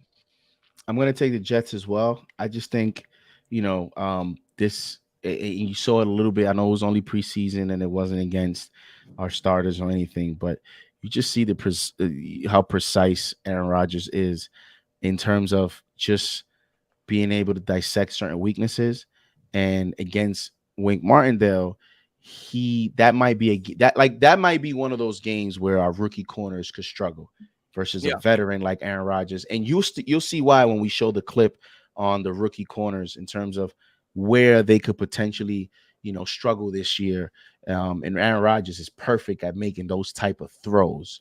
And so that could be a game where I could see the rookie corners having a little bit of a tough time. Not necessarily because of the receivers they'll be facing, because I know Gary Wilson's very talented. I don't know that as a core, as a unit. I regard the Jets as a higher echelon wide receiver group, but when you have Aaron Rodgers on the other side, he's just going to find ways to beat you. Yeah, and Garrett Wilson is probably the most talented wide receiver he's ever thrown to. I mean, the fan in me says we're going to win, but because I got to pick losses. JD, game week, I'm probably going to pick the Giants. But before the year starts, we're probably going to pick all the weak teams wins, and one of those teams is going to upset us, and it'll be the opposite. Yeah, you know how this goes. Fun. It's just for fun. So we're both having at 5-3. Yep. At the Raiders, traveling. Um, Jimmy G, interesting there now. I, I don't know. The Raiders were one of those teams that surprised people 2 years ago when everybody said they were going to stink. They snuck into the playoffs when they had a lot of injuries, and then last year, of course, raised expectations. And I think I think this is a team that the negative Giants fans may look at and may say to themselves, well, look what happened to the Raiders. 2 years ago, they shocked the world. They go out there, they had a premium weapon last year. And look what happened when they brought back Derek Carr and they completely fell off the map. So some negative Giants fans I could definitely see making that comparison. I don't think Jimmy Garoppolo's that good. I don't think the Raiders are that good. I don't care if this game was played on Neptune. I'm picking the New York Giants to get to 6-3 and knock off the Raiders. I'm taking us there.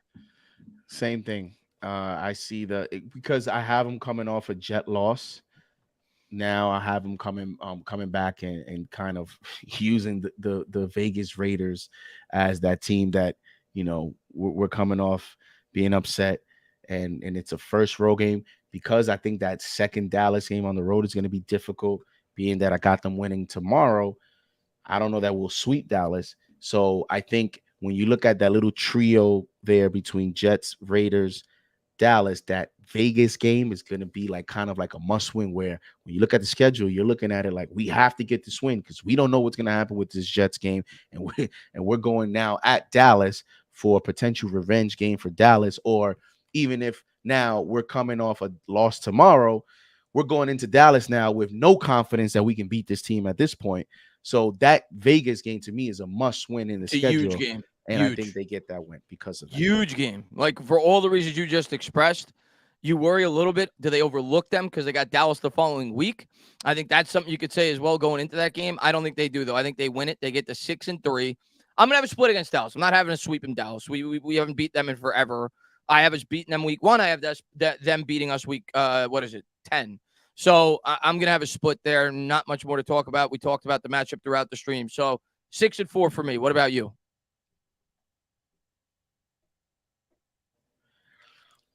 I have this as a loss just because I have them splitting. Yeah. Pretty tough to sweep a Dallas. And then going to AT&T. If we're gonna win tomorrow, divisions, I have it as a split. At Washington, I'm picking a win again. And I'm not taking this team for granted. I think both games are actually going to be competitive, as they always are. I don't think Washington is a complete pushover. I wouldn't be shocked if we split with them. But I'm picking us to sweep them. I think better coach, better quarterback. I think the talent outside of that is fairly comparable, but better coach, better quarterback. I'll take the Giants. Give me the Giants over Washington, 7-4. You're muted. I have them as a win. I think by this point we'll know what they're about. But I was laughing when you picked the win, because it's like we talk about the disrespect. But it's funny. They might actually be one of those when we talk about sleeper teams. Washington on the other side might. Preseason means nothing, but they showed signs. Like Eric Bieniemy showed a lot of creativity in preseason. Let's see if it translates for Sam Howell. But and by week 11, we'll know what they're about. I have this one and the Patriots as wins going into the bye. So you got to say 8-4. 8-4, baby, going into the bye.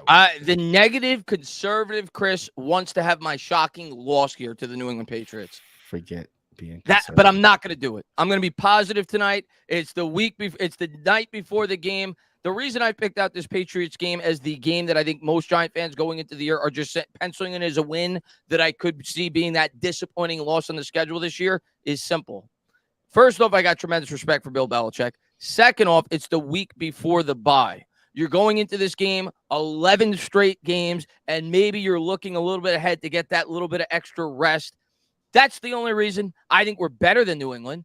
If I had to pick a shocking loss, this would be it. But you know what? I'm going to be optimistic going into the year. I'm taking us to beat New England. I'm not going to have the shocking loss. 8-4 for the New York Giants. Bye. Green Bay, Jordan Love. Interesting game. I think a lot of people are just kind of writing them off. I wouldn't be shocked if Green Bay wins 9 games this year. I really wouldn't. A lot of that's going to depend on Jordan Love. But off the bye, give me your thoughts, JD. Ooh, this is going to be tough. But it's a home game. National television, Monday night on ABC. I have this as a win for the New York Football Giants. So we, so we got. I agree with you. So we got the Giants at 9-4. Conservative Chris says 8-5. He has the loss to the Patriots, but optimistic Chris, preseason Chris also says 9-4. I I'm got picking them us. losing the next two games. I got us beating Green Bay. Extra week to prepare, to buy everything else. Next two games I have as losses. New Orleans is a tough place to play, really is. And they're a good football team. I'm not going to say they're a great football team, but they're a good football team. They have a good defense. I'm gonna go L there. That's 9-5, and I'm gonna go L in Philadelphia 9-6, and then that brings us to the LA Rams, who have traded away a lot of pieces on that team. We're home. I see no reason why we can't win this game. I'm going to win here, JD. I'm going to win here too. Coming off a 2-game losing streak. Now there's some question marks starting to pop in the media. You're on a 2-game losing streak to, second half of the season. Now you're 9-6. At this point, with a 9-6 record, I'm assuming there's going to be some teams right there in the running where they start to put this, the teams in the hunt on the screen. And now it's a run, it's a race. Let's see who's, can we get 2 more wins to end the season? Are we playing for seeding? Are we playing for a bye? Are we playing for the division? All that comes into play at home versus the Rams, who I don't think will have a great year. And I see the Giants pulling out the win, all that added adrenaline and pressure for this game, understanding that, after that, I'm thinking the Eagles, are the Eagles playing for anything at this point? So I'm looking at it as the last 2 games of the season. I'm looking at it as wins, and I have us at what, 11-7, 11-6. 11-6. I'm gonna go loss last game of the season. I'm gonna have the So Giants. you have the Eagles sweeping us. I hate to say that. That's a team. That's a team that I got to see beat before I believe it. I got to see it. And I do think the Eagles will be playing for something there because their schedule is really challenging. I think this division goes down to the wire. I don't think the Eagles are going to win more than 11, 12 games tops this year. And if the Giants have 10 wins going into that game, I think that game's going to mean something for the Philadelphia Eagles. So I'm going to pick reluctantly the Eagles, and I hope that they prove me wrong and they sweep them and they go 12-5. But hey, 10 wins is still damn good against this schedule. So that's my you got 11, I got 10 going into the year. I think most people are between 8 and 11. I think that's where most fans are from what I've seen, maybe 9 to 11 wins. I got us at 10, you got us at 11, but it's going to be a fun year. It starts tomorrow night. Let's get through a couple of these questions, then we're going to pull up a couple of clips. Saquon says, do you think Waller will play? I do. I think it's pretty obvious after today. We talked about it earlier in the stream, Saquon. They did the practice squad call-ups, and they didn't call up a tight end. So for me, if you thought that Waller was even going to be somewhat limited, you would have made sure that you had more than 3 tight ends on the roster tomorrow night. So not only do I think he's going to play, I think we're getting a full Darren Waller opening night against Dallas Cowboys. I'd be very surprised if we didn't. I think so. I think he's going to play as well. And I'm just going to be nervous as heck on every single route. I need him to get out of there tomorrow healthy for me to gain confidence that, because these coaches, they're just not giving you much anymore. So I doubt Dabo in the post game is going to say anything of actual, detail. So to me, I have to see it, right? So I have to see him play well and get out of there healthy for me to have confidence that this is just something that popped up. It was just tightness, and it's just going to go away. And so I think, to me, tomorrow, with him popping up in the injury report, he's my number 1 player that I'm watching, because if he's out, and it's funny how everybody got nervous. That goes to show you, Tana, he hasn't played his first snap yet, and he might be our most important player on offense, because he might be the most important factor to this quarterback. If you take anything away for preseason, no matter even who, third stringers, first stringers, second, who cares? If there's anything I probably learned from that one drive with Daniel Jones, is how reliant he may be on Darren Waller. Because if you even include the drop, that was still a nice design play to him that he 4 just targets. dropped. 4 targets on that drive. In one drive. Yeah. In one drive, he had 4 targets. I envision Waller to be what Burris was for Eli. I think that's the plan. Get 3 really good years out of the guy. I think that's what they're hoping for. If you remember, Eli Manning early on in his career, Burris was that security blanket for him as he grew as a quarterback. And I think they view him that same way for him to be that heavily featured wide, well, I should say tight end, but weapon, similar to the way that Travis Kelce is obviously for Pat Mahomes. So I agree with you. Outside of Daniel Jones and Andrew Thomas, as much as I love Saquon Barkley and as important as he is to this team, and I think he's probably still the best weapon on this team, as good as Darren Waller is, I think there is a strong argument that I actually agree with you on that. Darren Waller, in my opinion, is the most important playmaker in this offense because it just keeps the defense honest. When you have a guy that you really have to worry about, it's going to enhance Jones and Barkley in terms of their ability to run the football. So, yeah, I agree with you. Waller is a huge key. Just look at the Kansas City game. That's Yeah. what you have to look at, because a lot of people, like to talk about this and that and the fourth. Guess what? Kansas City doesn't have a number one wide receiver either. Nope. But they have a damn good tight end. Yeah, and they you do. see what happens even to Patrick Mahomes when that damn good tight end is not on the field. You know what you have to do? Now you have to throw 30-yard passes to Richie James. Now you have to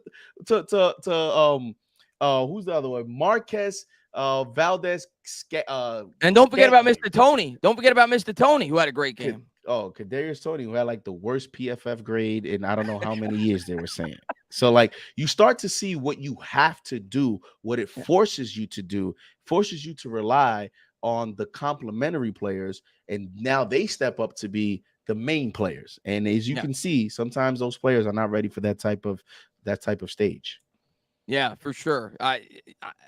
I'm so excited to see how they use Waller tomorrow night. Big Moose says, Patty just dropped a short vid, and we brought up a running back. Yeah, we talked about that earlier. He's brought up for special teams purposes. That's it. He's not going to actually carry the ball. At least I wouldn't expect him to. He's filling in for that Gary Brightwell void, which is the only reason why Brightwell's on this team to begin with. He's strong in the special teams area. That's why we picked him up to begin with, because they probably thought that it was a possibility that Brightwell wouldn't be able to suit up week one. Not a tight end. Yeah, and the fact that they didn't call up a tight end, and we'll reiterate it again, definitely strengthens the argument that expect to see Waller out there at full strength. Roldy, what's going on, man? What up, Chris? Chris, you hot, my guy. JD in the building. Of course, JD's in the building. JD's the man. Roldy, JD's going to be in the building every week this year. We're going to be doing the night before stream. We're going to be talking about this team. I'm jacked up. I hope you're jacked up. Knicks season soon to come. I can't wait for the Knicks. We could talk about the Knicks for hours too, but listen. Real quick about the Knicks, because obviously that's what you mainly do on YouTube right now with Knicks Fan TV, who's got a fantastic channel over there. How excited are you for Knicks basketball this year with the Nova Knicks? How excited are you for that basketball team right now? I think right now, is this crazy to say, JD? And I don't want to get Giants fans in the dumps because I'm excited about this Giants team. I think they're going to be really good. I think the Knicks right now are the closest team in New York. I'm going to exclude hockey because I don't watch hockey.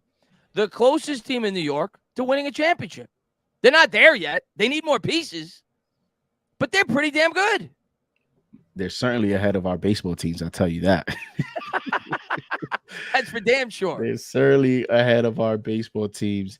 I'm very excited about this season because I think this is the year where they make a move, whether at the trade deadline or even after the season. I know it would be after the season, but I think this is the time now that the Knicks are going to make some type of move to even go a next level because I think some players have pressure around the league or the organizations of those players have pressure around the league this year to show those players that they're going to contend for a championship. And if that doesn't happen, we all know how the NBA goes.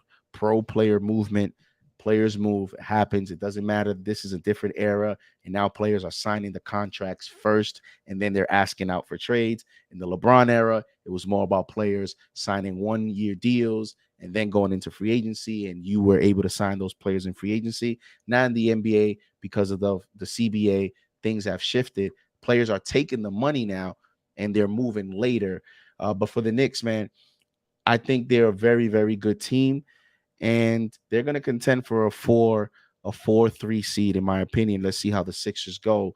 And as you saw, once the playoffs start, Cavaliers were thought to be, I think you even had the Cavaliers beating the Knicks. I did. And look what happened. So yeah. that's what happens when the playoffs start and you have some good players like Jalen Brunson. I think Jalen Brunson takes another step this year. Dude, I can't wait. dude, I can't dude. wait.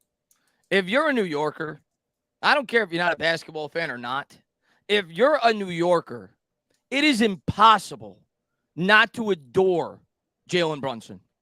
How do you not like? He is everything you want as a New York fan. Whether it's any that guy is as gritty as they come. He resembles what New York is all about. That tough, gritty guy that gets the most out of his abilities. I absolutely love Jalen Brunson, and I love the direction of that basketball team. But let's get back to the Giants. Will says, oh, thank you, Will. Stand up, new member. Welcome to the squad, man. I appreciate it. And Diego says, the only thing I'm worried about is the 2 rookie corners. The pass rush needs to get home. Well, you should be worried about that. What a segue. Yeah, you should be worried about that. And good call by you, JD. What a segue is right. Thank you for bringing that up, Diego, because now we're going to pull up what the Dallas Cowboys and their podcasters and their members of the media are saying about the New York Giants. So let's play. What was it, about a minute and a half clip, JD? Yeah. All right, so let's play this for you guys. At the 20-minute mark, play it for about 2 minutes, 2 minutes and a half. Let's play it. Let's react to it. If you want to, everybody knows about the Giants is that you're going to have to deal with their front, but I'll come back to that. I want to focus a little bit on Deonte Banks and then Trey Hawkins. Those are 2 rookie corners. Banks was selected in the 1st round out of Maryland, and Hawkins was selected in the 6th round out of Old Dominion. Now, Adoree Jackson will be the starter opposite Banks, but when they go to nickel, so when the Cowboys get an 11 personnel, that means, and you're going to see that probably a lot. Yeah. Adoree Jackson will kick inside. Banks will play one corner and Hawkins the other. Okay. Let me tell you a little bit about what we got with these 2 rookie corners is with Banks, this guy has got ideal size. He's got a physical side to his game. And I know why the Giants did what they did. With Wink Martindale, the defensive coordinator, he is big about this. And when it comes to his ability to pressure, he turns into man-to-man coverage situations is what he does. So Banks is a press man corner, and then also to Hawkins is a press man corner. So both these guys are kind of sturdy, long guys. And, not afraid to kind of mix it up at the line of scrimmage. So he's going to play man on the outside, and he's going to, that way he could bring his pressure packages in this football game. Can they run? Yeah, they can. They can. Both of these guys can run a little bit. So we'll see if Dallas can find ways. Now, the thing with Hawkins is that when you watch him play, he has troubles when routes break inside on him. So keep an eye on how they attack him. Both these corners, believe it or not, have problems when you go back shoulder on them.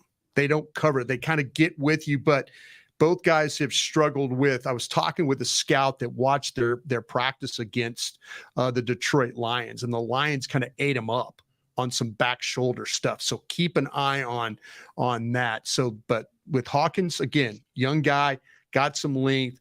Banks, he's got some. Both these guys will tackle. Both these guys want to be physical in the way that they play.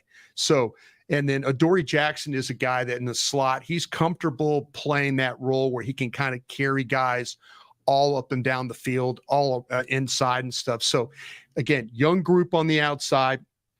And they're going to probably have their moments where they're going to struggle a little bit, but both are going to probably play press man. Dallas is going to have to win on the line of scrimmage. Okay, up front now you're dealing with.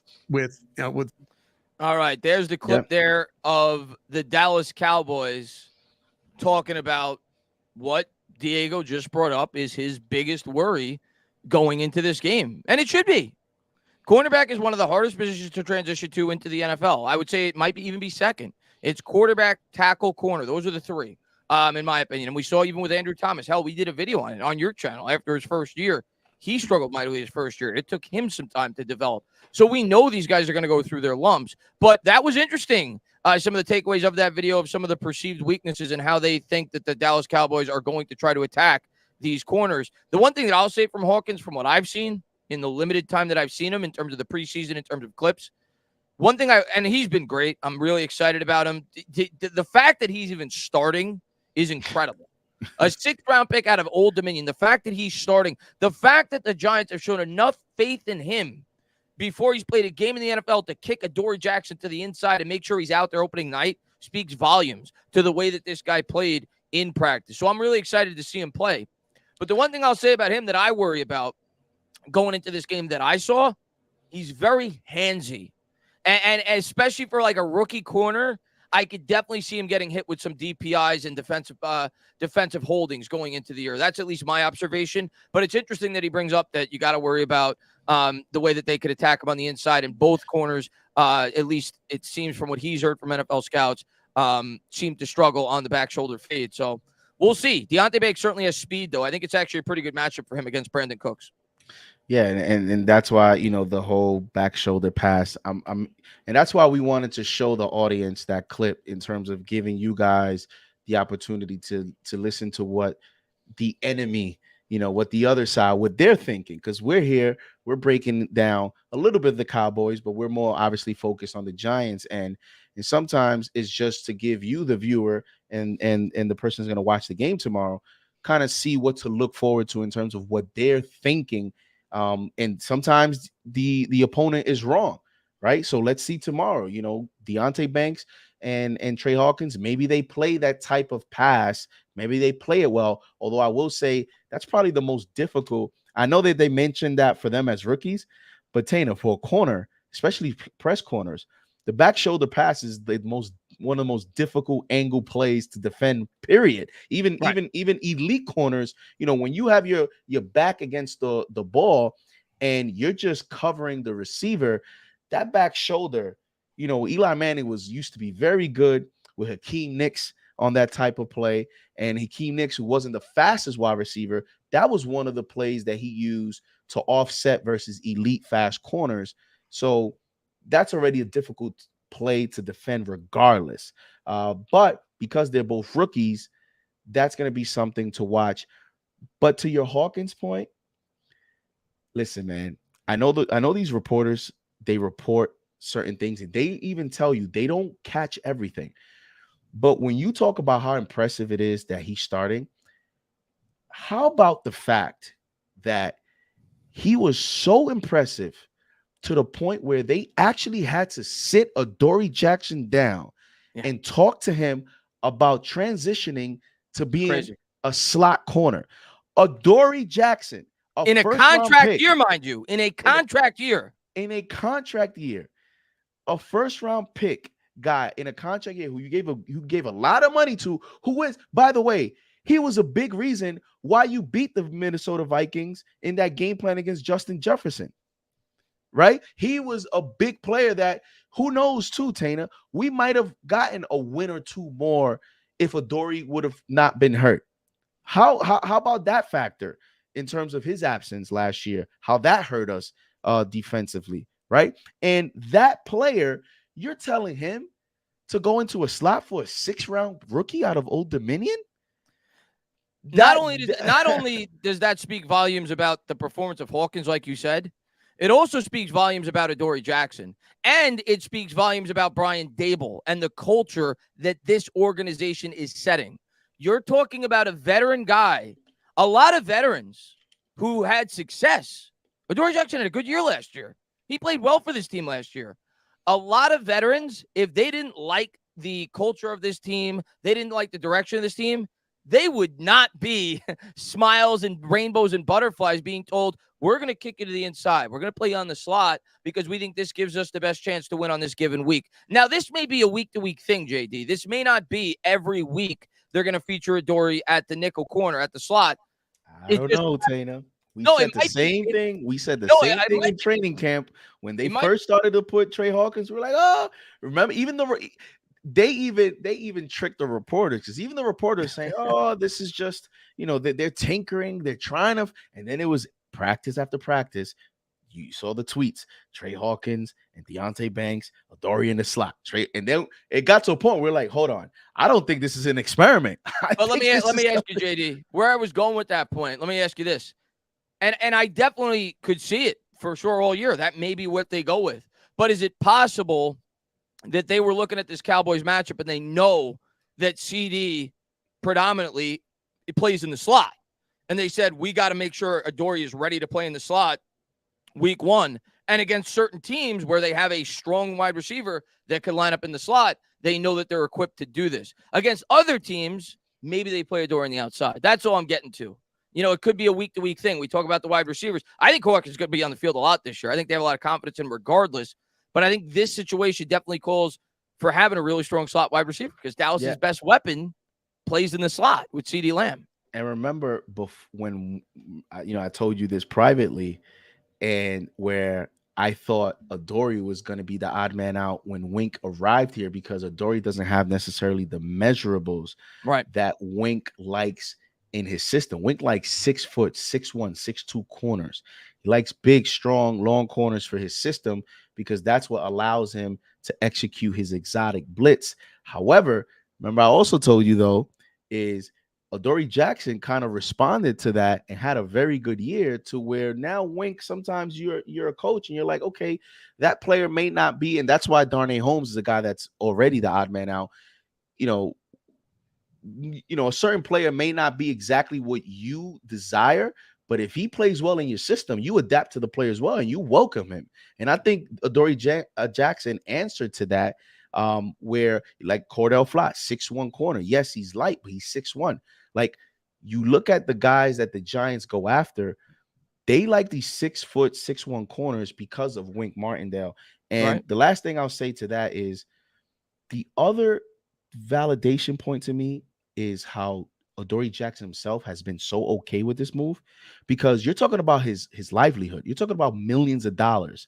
This is a contract year, and you can't fool players, right? Like if it was a first round pick or second round pick and the player's not having a great camp, you might be upset as a player where you're saying the only reason they're starting him is because he's a first round pick. You don't think these players foresee the future? This is a business. It's a sport, but it's a business. And players see sometimes where organizations push a player to automatically start just because they were a first or second round pick and they didn't really outplay them. A 6th round pick, I think Adoree, you look at the way he's responding in his press conferences, players know ballers. And I think that also validates that Hawkins has actually had a very good camp. And he's proven not only to the coaches, but to his peers that he deserves that opportunity. Did Joe Schoen find a diamond in the rough? I'm not used to this, JD, having 6th round picks get this much exposure, this much. Like I've seen in the past that the Giants in recent years have had 5th and 6th round picks start because the team was horrible, so they were forced to start. But this is a situation where a 6th round pick is starting and you're moving your most experienced corner out of position because of the performance that he had at camp. It's early. We have not seen Hawkins play it down yet. I want to reiterate, he will go through his struggles this year as a rookie. But hey, that's really encouraging signs that a 6th round pick is getting an opportunity to start week 1 for the New York Giants. I think it speaks volumes to the draft class of Joe Schoen and at least the potential that we may get out of some of these guys that we took this year. Can't wait. I can't wait. And he's gonna have now when we look at the matchups. So who do you think is gonna be on Cooks? I think Banks is the perfect fit for Cooks because Cooks to me he's a speed guy. He's a guy that you worry is going to beat you over the top. Banks, the Banks run what, a 4.35? Banks is physical. He could jam him at the line of scrimmage, kind of disrupt that route a little bit. So I think he's a really good fit for Brandon Cooks on the outside. That would be my matchup, and I'd put Hawkins on Gallup. That's what I would do. Yeah, and well, but I also think Dallas, and this is the other side too, though, Tana. Yeah. When this may be the most difficult game for these rookies. Actually, obviously the stage, Sunday Night Football, national television is the only game at that night, so everyone's watching, and you're actually going against a very talented team. Is you've given the other team a few weeks to maybe a month, maybe more, because we've seen this Hawkins thing and Banks for a while now. It didn't just pop up this week. It's not like what Dabo just said he settled on the starting guards. Like this has been going on for a while. So now, although we all say and we all think that CeeDee Lamb is going to be in the slot a lot tomorrow, don't be surprised to see that a little bit more balanced. And don't be surprised where the Cowboys actually test the Giants. They go 3-4 wides, Oh, but yeah. just to see what are you going to do now when we put Lamb on Hawkins or on Banks, and we go Gallup in the slot, or Brandon Cooks, who's a small receiver, he can play the slot. You go Gallup and Lamb on the outside. In other words, they're going to test, these rookie corners, not with Cooks, not with Gallup. They're going to test them with CeeDee Lamb. Oh, for sure. And don't be surprised with that 60%, CeeDee Lamb in the slot tomorrow goes into 40%. And just for the simple fact of Dallas looking to gain an advantage in testing those rookies. I'll tell you what, though, they respond early.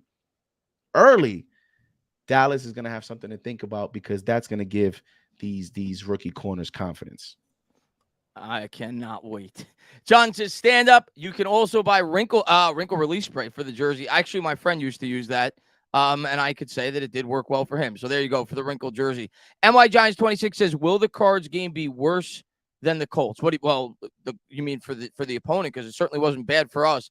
I think we're going to beat the Cardinals handily. I'll say I would be surprised if we win by less than 2 scores. I think that'll be a comfortable win, but I'll worry about the Cardinals when we get there. We got to worry about week 1. Week by week, we got the most important game on our schedule at the start of the year. We talked about it all offseason. We talked about the importance of improvement from within the division. It just so happens that we play a team from within the division week 1. It's a huge game. Not even thinking about the Cardinals right now. I'm thinking about Sunday Night Football and how we stack up against the Dallas Cowboys. Big Blue Sack Attack says Gray could play a bigger role, especially Rain.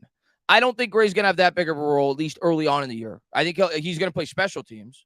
So maybe if you're talking about it from that standpoint, yeah, you don't want him to fumble the punt or the kick return with the slippery Rain. That's a good point if that's what you're talking about. But I don't think Gray is going to get many carries. I think he's 4th on the depth chart, at least when Brightwell's healthy, at least from what I've seen. So I think Breed is the primary backup, at least to start the year, and Gray will probably get more and more integrated into the offense. But to start, it looks like Gray, his main role is going to be, returning kicks and punts. I don't expect him to have a major role. Yep. You want to go? By the way, JD, special teams is something we never talk about because it's the hidden yardage. Special teams in a game like this is so massive. So massive, the hidden yardage, and we were so bad at that last year. So hopefully that's a major upgrade this year. Absolutely. And it's with Rain, right? Yeah. Special teams, punt returns, you start to get nervous because, again, it's like you mentioned, right? We don't talk about it. The funny thing is, the best guy in terms of, ball security and things like that could be the candidate is the one that you don't want to be back there. And that's Adoree Jackson, right? He won't be back there because of what happened last year. But when you look at your options now, it's not like the Cowboys, who they have Kevontae Turpin. He is their specialty, returner. We don't necessarily have that type of guy. I know they've tried maybe, on the practice squad with Pimpleton, but he's never gotten that opportunity. So now you're looking at, Eric Gray. Don't be surprised in certain punt situations. Are you gonna go with Hyatt? Sterling Shepard in there. Oh, Sterling Shepard. Okay. Because I've seen it in training camp now a few times. And I wouldn't be surprised in certain, scenarios. Maybe they want to punt where they want to make sure that nothing happens. They put Sterling Shepard there. So I think that is still an undecided, position for us. But special teams is going to be important. And also, underrated coach that has a little bit of pressure is our special teams coach. Oh, he has a ton of pressure. Because, he's a holdover. And last year we weren't good.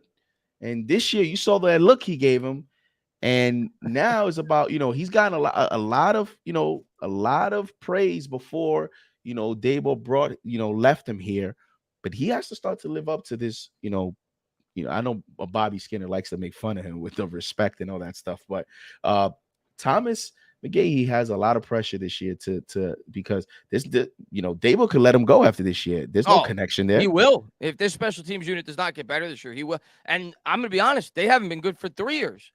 We all talk about how Joe Judge was going to improve the specials. He certainly didn't. But last year it was bad, and that's a major, major key to this game that you got to at least think about while you're watching it. Punt coverage, especially if it's raining, for sure. So that was a good point that he brought up too. If that's what he was talking about. Yeah, you got to make sure that you hold on to the punts. Hell, We went to a Super Bowl because a guy couldn't hold punts. Kyle Williams with the San Francisco 49ers. I think he fumbled 3 times in that game, at least 2, and he had the game-winning field goal because he couldn't field a punt. So it is very important, and it goes overlooked a lot of times. Court, thank you very much, man. The entire NFL is put on notice. New York Giants is coming. Believe that and believe in blue. Acknowledge us. Court, man, thank you so much for the incredible generosity. And listen, I can't wait. This is the most excited, JD, I've been for a Giants season when you factor in, like, I went back and forth with this in another stream, when I said, it might have been 2017 because we were coming off the 16th season. We had the great defense that year. We swept the Cowboys. So there was a little bit more of, I guess, proof that we were able to compete from within the division. We seemed a little bit more advanced. But the reason I'm more excited with this team, it's youth. It's like a team that you could see that they're building something that is sustainable for 5, 6, 7 years with this coaching staff and this general manager. So I don't think I've been more excited for a season since 2012 after we won our second Super Bowl with Eli Manning. I think it's been that long that I've been this excited going into a season. You factor in the addition of Waller. You factor in the fact that Daniel Jones got the contract, that he's year 2 in the offense. I've talked about this in other streams and videos in the past. You can look at several situations where quarterbacks took a dramatic jump year 2 in a scheme. Jared Goff last year. Jalen Hurts last year. Aaron Rodgers, year 2 with LaFleur, went from a guy that people were starting to say is starting to plateau to back-to-back MVPs his second and third year in that scheme. Deshaun Watson, second year in his scheme with Houston, took a huge jump. So you look at Daniel Jones. I'm excited about that, to see how they open up this offense. JD, I don't think I've been more excited in over 10 years to watch this New York Giants football team opening night. I agree. I have not been this excited for a Giants season in I don't remember. You know what's also the reason why is, the NFC is wide open, guys. It is. I know everybody wants to crown I'm telling you right the now. Eagles, I am telling you, but JD. the NFC is wide. Like, when I know a lot of people are saying our schedule is tough, and it is. But one of the things, the way that I determine how difficult a schedule is, I just look at the teams, I look at the quarterbacks, and I say to myself, is that a quarterback that we should fear? And when I look at the Giants schedule, there's not many teams that I come across, and I look at the schedule, and you're telling me that we're gonna lose sleep over, some of these quarterbacks on our schedule, like in terms of you really fear them. You fear Geno Smith, you fear Justin Fields, you fear Jimmy Garoppolo. Like, do you fear these guys? Mac Jones? You lose your sleep over Mac Jones? Lose your sleep over Mac Jones. I mean, Sam Howell, Kirk Cousins, like whoever else we have that could be on our schedule, like, and going into further into the NFC, that is, these quarterbacks, none of these guys really put fear in me. It's not the NFC of the past. Aaron Rodgers is not in Lambeau anymore.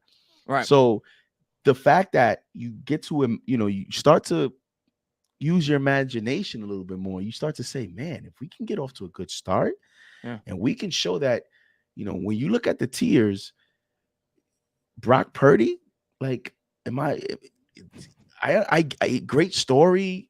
I think he's in a great situation. Give him credit, but I don't fear Brock Purdy.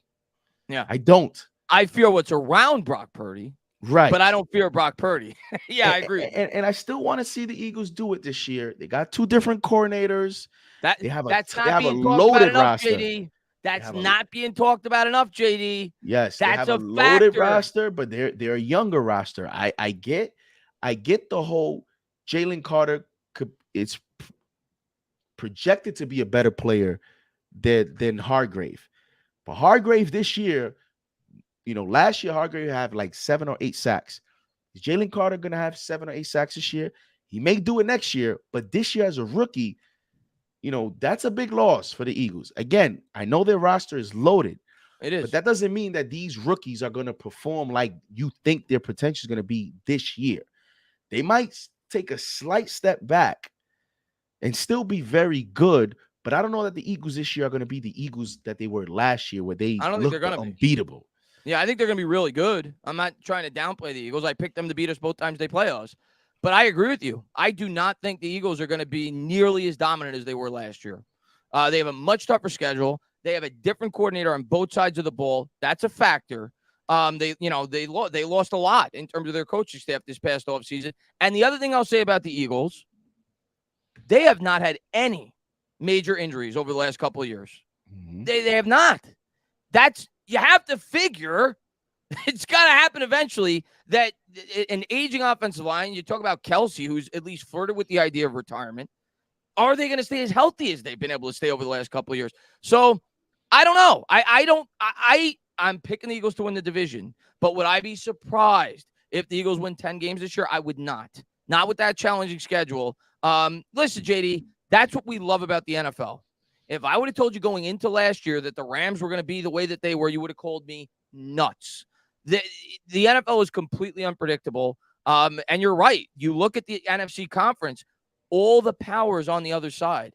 If Daniel Jones, let's say, and I'm not predicting this, but let's say Daniel Jones has that dramatic jump. Like I'm talking like Josh Allen jump, which I am not predicting. I am not expecting.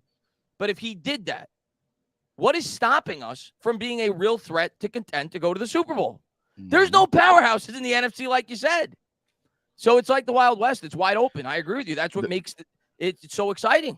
The best thing about opening day, especially in the NFL, tomorrow, I guess, unless you're a Cardinals fan, because the Cardinals are so bad that even the most delusional Cardinals fan can't have hope tomorrow. But other than that, the best thing about opening day in football is, at least for that one day tomorrow, every fan thinks that their team has a shot to go. Most 25 teams. But even if you project to be a bad team, yeah, as a fan, like the sport of football, there's nothing like waking up, going to a bar, ordering some wings, ordering pizza if you're at home, having some beers, and just watching the atmosphere. Because that's what I'll be doing tomorrow. And the best thing about the Giants tomorrow is, by the time we're up to bat, we're gonna know how the other teams in the NFC East did. And I think that's the best, because when you going into that game and somebody got a loss, you're always thinking, okay, so if we beat Dallas, we're 1-0. Dallas lost. This like those things. The best thing about it, being an NFL fan, is that first week. It's true. I can't wait. It's baseball too. I always get excited about the Mets, and then they crush my heart. But you're right. To start, especially in football, though, where it's like it's the ultimate parody. Like every year, every year there's surprises on both sides. Like last year, nobody saw Denver tanking the way they did. Nobody saw the Raiders tanking the way they did. Nobody saw the Rams tanking the way they did. A lot of people thought those teams would be true competitors to at least be threats to be divisional round teams in the playoffs, advancing from within the playoffs. They didn't sift the playoffs. And on the other side, nobody saw the Giants doing what they did. Nobody saw the Seahawks doing what they did the year before. Nobody saw Cincinnati going to the Super Bowl. It's the unpredictability of the NFL that is what's made it such a great product. It has. It used to be powerhouses. It used to be like college football is with Alabama and Georgia when it was the 49ers and the Cowboys before the salary cap era. Now, every year, like you said, there's at least 20 fan bases going into the year that say, if everything breaks right, you never know. And that's the beauty of the NFL. That's why we come back every year. Chris says, in honor of JD Sports Talk, which current New York Giants player would perform well in a slam dunk contest? I like it. That's another perfect segue. Thank you, Chris, for that. Because that can lead to our next clip. In terms of, and this next clip will tell you what this player thinks, what his expectations is going to be of the season. And I'm going to go with Jason Pinnock. I know Darren Waller is probably an obvious one because he's 6'6" and he actually played basketball. Jason Pinnock is a sneaky athletic guy. And as I mentioned, I think this clip will get you guys pumped up about a player that won a starting spot. He actually earned it because you had Dane Belton behind him, who is actually a draft pick. So he's an investment of this franchise. And, Jason Pinnock, who is a corner. A lot of people forget he's a converted corner. We saw it with Julian Love being a converted corner how that got him a contract in Seattle. But I think actually Pinnock has higher upside than Julian Love. He's faster than Julian Love. He's taller than Julian Love. He's more physical than Julian Love. I think Pinnock is going to be primed for a big year. I like that pick. And listen, I think Pinnock is one of the more forgotten about moves, at least before the offseason started, by Joe Schoen last year. A lot of people were saying, you listen to Jets fans last year. I remember when the Giants snatched him off of waivers. We were lucky. Well, not lucky because we were horrible the year before, but we had higher waiver priority because of that. And we were able to take advantage of that because nobody thought Pinnock would be cut by the Jets. Jets fans actually loved him. They loved him from within that organization. That was a surprise cut because they were incredibly deep at the position. And we got this guy off the scrap heap, and he's starting for the New York Giants, and he's had a tremendous camp. But, yeah, let's play the clip for a couple minutes. Yeah, he's crazy. But what can you expect from yourself? Like, you talk about your team, and I know you're a real humble, modest guy, but what like expectations do you have for yourself being in that position? Because you the new face that's starting. And people are political with these answers, and he told you what he expects. When you in a perfect world, what does Jay Penny do in this defensive scheme? Now, and I don't talk about like individual goals too much because at the end of the day, we are in a league where if we win, everybody wins. Everybody wins. That's just the truth. For sure. Y'all know that. We win, everybody win. Everybody get paid and everything all golden. You know what I'm saying? But Pro Bowl. Pro Bowl. Yeah. Pro Bowl. Like sure. it's just I'm really, bro, like at a point, like, and if people who know me throughout my whole athletic career, bro, I'm tired. I'm tired of being a diamond in the rough.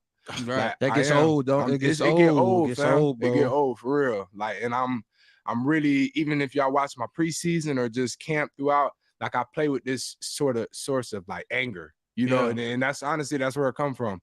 It's a controlled anger from being the youngest and you know always having to fight and this and that and just kind of being a little bit under recruited, underappreciated, and it's like, yo, it's time. Somebody gave me a crack in the door. Much respect, much love, but it's time to go kill this shit now. Like it's time to show this league, like, oh, bro, different. Like, you got that chip on your shoulder, getting stale. Yeah, man. What that shit crumbling. So it's like it's time, bro, for real. So if you talk about what I see myself, Pro Bowl, like it's gonna be numbers. Like it's gonna be a good year, bro. I just pray for health and I pray that we win. Honestly, at the end of the day, you know, it's gonna take care of itself, like you said. Exactly. And the way they're using you, like just that one preseason game, like you was doing now everything. I see you covering a crosser PBU. Then I see you blitzing off the edge, boom, TFL. Then I see you in the back reading the film. I'm like, they got this dude doing everything. Like that's where you want to be, bro. That one drive, and that's why, I shout out Wink, man. That's like that was my blessing in disguise. Just his scheme alone, him as a person. That drive alone, bro. You get a middle of the field play. You get blitz off the edge, tackle for loss. You get cover zero, what we're known for. PBU. I play man. One of the hardest I play routes. middle of the field. I tackle and I go get the rock. And I was able to show that. I'm able to show that. Like I really in this scheme. I really think you get to show. I love how you get to show your athleticism in this defense. You know what I'm saying? Like that, I think is so key. Like you get to do everything, bro. Everything that I know I can't do. You know what I'm saying? So like blitz, like play. I don't know about you, JD. That got me fired up. Tell me. Did that not get you pumped? That guy, I don't know about the chat, JD. I'm going to check on the chat now and catch up with them and get back to these donations. I don't know about the chat, Jody. That got me fired up. And the thing that excites me most about that was how positive he's talking about this coaching staff, because it just reaffirms our belief of what we said earlier about Isaiah Simmons and how we think this coaching staff is going to be able to maximize his ability. Because as Pinnock is saying those things, in my mind, I'm like, that sounds like what I think they're going to be able to do with Simmons. Pinnock's talking about how they're able to maximize all of his abilities and use him in all these different creative ways. Dude, I am so pumped up for this defense. All night we've been talking about the offense. I am so pumped up for this defense. And Simmons might be in that seat a year from now and saying what Pinnock said when Pinnock said, you know, Wink has been a blessing in disguise for my career. literally saying, this guy saved me. I got cut by the Jets. I was a draft pick. I got cut. And it was this specific person's scheme that has actually been able to tap into other abilities, because how many times we see around the NFL and in sports, athletic guys that test well, but they can't figure out a way to maximize those measurables and those talents. And Pinnock has been a guy that, and the Giants saw it, because remember, going in, he was actually, hurt at first. And it was Bobby McCain and some of these other guys were rotating. And then when Pinnock came back and he was healthy, they immediately put him in with the starters, and he never looked back. And you saw it, like he mentioned, in that one drive in the preseason. And even last year at the end of the season, you see how fast he is. And now I start to look at, man, this Giants defense, you got Jason Pinnock with 4.4 speed, Xavier McKinney, Banks with 4.3 speed, Hawkins was 4.39 speed. Like, we have a pretty fast defense ourselves. Dexter Now, Lawrence for a big guy's fast too. Bobby Okereke is fast for a linebacker. Kayvon, like Aziz. People talk about these other teams. This Giants defense is pretty fast themselves. I'm excited to see it. That clip of Pinnock, I like that he said Pro Bowl. A lot of these Giants players, they're trained well with the media, with, in terms of the Giants culture. Everybody's about the team, and that's all good. But I actually like when a player, puts out some goals. You saw with Jalen Hyatt, and people talk about these players now having swag. And that's what Daboll and Wink has brought to this team. Is not only a certain culture, but these players themselves, they're targeting players that are a little bit cocky. They're a little bit confident. They have some swag. That adds to the culture, because it adds to your belief, you being able to believe that you can accomplish things. I love it. I was getting fired up listening to that clip. Henry, what's going on, man? He says, hey, Dana, been a minute. Look at Bad Dog's last tweet. What did Bad Dog say? Let me see. What did Bad Dog say? Oh, he's got a clip of me.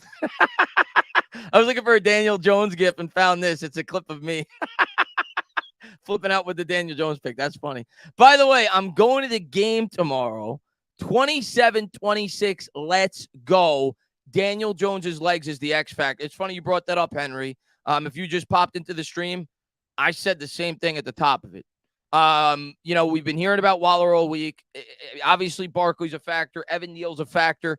In a game like this, especially if it's rainy conditions, I think Daniel Jones's legs are going to be a major factor. I look for Jones not to be utilized as much as he was last year in the run game, but tomorrow, I'm going at least 50 rushing yards. Like I said at the top of the stream, I think that's going to be a major weapon for this New York Giants offense tomorrow. I agree with you, Henry. Both in terms of running the ball and extending plays, getting out of the pocket, buying time. I agree with you. I think Jones's legs will be a major factor. Bill, man. Bill's the man, dude. Thank you so much for being such a great supporter of the channel. Always in the streams, always showing love. Glad to see you, Bill. I know you're as excited as everybody else for the game tomorrow. First time in a long time, I'm confident the Giants can be competitive with any team. But JD, Bill said, I don't care if it's the Bills. I don't care if it's the Niners. I don't care if it's the Eagles. I don't care if it's the Cowboys. I'm going into this year. I'm not necessarily picking us to win every game, but I'm going to go into every NFL Sunday knowing that this team is going to be able to compete. And you know why Bill feels that way, JD? I'm going to tell you right now. Mr. Daboll. We have one of the best head coaches in the NFL, and he proved last year he was able to maximize the talents on this roster. And not only was he able to identify the deficiencies on this roster and maximize what the players were good at, he was also able to identify the deficiencies of the opponent and be able to exploit their weaknesses. And when you have a coach like Brian Daboll, you have a chance every week. We saw it with Bill Belichick, and I'm not comparing him to Bill Belichick, but we saw it with Bill Belichick his entire career. Bill Belichick didn't always have the most talented teams with the Patriots, but every week his team was the most prepared, and every week they had the best game plan. So when you have a coach like Daboll, when you have an overall coaching staff like we have with Wink and Kafka and everything else, and we see some evidence to what we saw last year, I agree with him. I don't go into any week. I don't care who we're playing. I don't go into any week, JD, thinking we have no chance. Where in years past, I'd be lying to you if I thought that. If I thought that, I'd be lying to you. But going into this year, I agree with Bill. And the funny thing is, we got to a point last season where you, as crazy as it was with these practice squad wide receivers and David Sills and Marcus Johnson and these guys playing, even with those guys, you got to a point last year where even you thought, I know the Giants are undermanned and they're not as talented and all this, but we still could have a shot. And that was because of the coaching staff. So imagine now how that belief is going up a notch when you actually have weapons and guys that you can, you know, we get a few injuries tomorrow at the wide receiver position, and you're not going to Marcus Johnson or David Sills. You're going to Sterling Shepard and Jalen Hyatt, right? Like you're still going to, you know, respectable options, where last year your starters were practice squad players, and if those guys got hurt, you're going into plumbers and electricians, you know. so it was bad. It was bad. David Sills was one of our 2 or 3 most targeted receivers the first couple weeks of the year. That tells you everything you need to know. It tells you everything you need to know with last year's roster. No disrespect to David Sills. Great story. The guy worked his butt off. He got an opportunity to play at the NFL level. He was on the practice squad for like 3 years before he got a chance. Was a quarterback at the collegiate level, transferred to the wide receiver. Great story, but he's not a guy that you want in your starting lineup. So, the improved depth at the wide receiver, the improved depth on the D-line, massive upgrade. That's going to allow Dex and Leo to close out these games a lot fresher than they've been in the past. I've talked about it. You look at the Eagles, their biggest strength on defense, in my opinion, was their overall depth of the defensive line. Last year, their highest in terms of snap percentage on the defensive line for any player was 66%, and that was over 17 games. Dex last year only played 16 games because he didn't play the last game of the season, and he still played 77% of the team's defensive snaps. You add depth to that defensive line, Dex will play a little bit less, but when he plays, you're going to get an even better version of Dex because he's going to be fresh to close out these football games. So depth's going to go a long way for this football team in the areas that we improved. Cornerback, too. I mean, they're young, but we added depth at the cornerback position. All over this roster, we're better at every position. Maybe you could make an argument about safety, I suppose, because we lost Love, but Pinnock looks pretty damn good. He's definitely showing confidence. And Bill says, go Giants. It's going to be on Dogs channel tomorrow. Obviously, back on mine. You know, we alternate every week, but the game will be on Dogs tomorrow. Mine week 2. And Bill, I'll let the audience know now because I don't know if you follow me on Twitter or not, Bill. I know you're a great, subscriber of mine. You always tune into my live streams. I will be live on Bleacher Report tomorrow. I don't have the link because I have a meeting tomorrow at 12 o'clock. But if you want, download the Bleacher Report app, and I'll be live on Bleacher Report pregame and postgame for about a half hour. I'm going live at about 6:50 till about 7:20, 7:25, and then the postgame whenever it ends for about a half hour to 45 minutes. So be on the lookout for that as well. But Bill, man, thank you very much, buddy. Goblin says, let's go. The Giants are back. Good to see you, Goblin. JD, we went a little bit longer than I thought. We're going to close it out in a couple of minutes. We'll get to a couple of more of these donations, and then we'll just wrap it up with how we feel about tomorrow's game. But I had a blast talking with you on here. I really did. I was so looking forward to this show. We've done stuff before. We talk all the time on Twitter. Great guy off of Twitter. You could just tell. There are certain guys that you could just tell that you would get along with. Like I know I could go to a game with JD and I'd have a blast. Diehard sports fan, loves his New York teams, whether it's the Giants, whether it's the Knicks, whether it's the Yankees. We differ there. I'm a Mets fan, unfortunately. But great guy, and I'm really looking forward to doing this show with you all year because I think you're great at what you do. Yeah, and thank you for that. And same thing, same at you. And I'm hoping the viewers had a little bit of fun. You know, we did a little wrinkles there in terms of showing some videos, giving you guys some different perspectives, having a little bit of structure within talking about some topics. So that'll be kind of the theme, the style we're going to use, where we'll have some topics already ready to discuss. We'll try to get some video, a little bit of everything, just to have a versatile show and hopefully something that you guys enjoy. Yeah. Thank you guys for being here. Independent says, anyone worried about the offsides penalties with our D? Well, we were sloppy, if that's what you're referring to in that one preseason game. I think we had, 4 penalties with the first team defense on the first 2 or 3 drives. Dex, I think, was responsible for 2 of them. One was a roughing the passer. I mean, I guess maybe a little bit, but yeah, we got to be disciplined. We talked about the hidden yardage. It's the same thing with the penalties. If we expect to beat Dallas, listen, we know, if we're being honest, JD, Dallas is a more talented team overall. They are. They are a more talented team. So how do you beat a more talented team? We beat several more talented teams last year. The Packers were more talented. The Ravens were more talented. We beat several more talented teams last year. How do you beat them? You don't beat yourself. You go back to that Ravens game. We didn't turn the ball over. We forced 2 turnovers against Lamar Jackson. You don't commit a lot of penalties, right? You think about the penalty late in the game last year. I forgot who it was against when Feliciano with the unnecessary roughness penalty. It was against Washington, where it resulted in a tie. We can't have stupid things like that happen in this game. We have to be smart. Whether it's offsides, penalties, false starts, can't beat ourselves. We're not good enough yet to be able to overcome, a ton of penalties. MY Giants 26 has sent you my hype up. Check it out when you can. I will. MY Giants 26, man. Thank you so much for being here, buddy. Thank you to everybody for being here. This was a lot of fun. Oh, we got a couple more I got to get to. Charlie S says, we'll be watching the game tomorrow from England. It blows me away, JD. Yes. And I'm sure you get it on the Knicks channels too. It blows me away, the people from overseas. Like right now, what time is it in England right now? It's like, isn't it like 4 a.m. in England right now? They're ahead of us, right? I think they're ahead of us. Let me see. What time is it in England right now? Let me type it in. It is 4:08 It's 4:08 a.m. This dude from the UK is up at 4:08 a.m. watching a New York Giants stream. Why? Because he loves his football team and he can't wait for the start of the regular season. It blows me away, the people from overseas. I'll tell you what, I'm dead serious. At 4:08 a.m., I'm probably still gonna be awake later tonight, because I remember when you did the show last year for the opener. You were talking about you weren't going to be able to sleep, and that was a 1:00 game.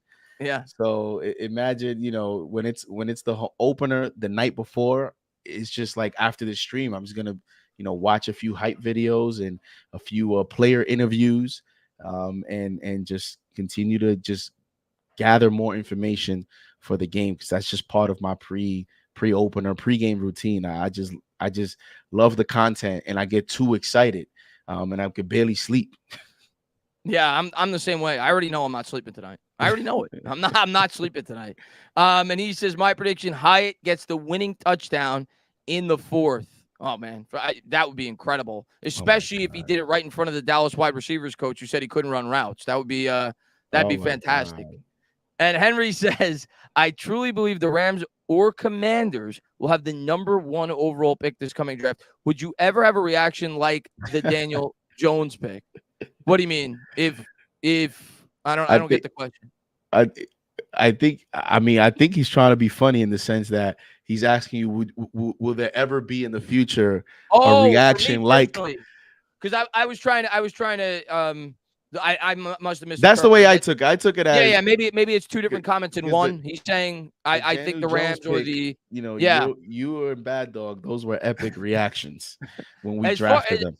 As far as the first overall pick goes, I do not think the Commanders will be that bad. I because of their schedule in the division they play in, I think they'll have a top 10 pick. And I think the Rams will probably have a top 10 pick too. I don't think they're a great team, but if you asked me before the year started, I would pick the Cardinals. I think would be my favorite going in. But hey, who knows, right? Somebody else may win that crown, but I picked the Cardinals. As far as my Daniel Jones reaction, no, that will never happen again. Never. I listen, JD, I learned when I first started on YouTube, I didn't take it nearly as seriously as I do now. Like, I try to be somewhat objective. I'm a fan at the end of the day. People don't come to me to get an ESPN take.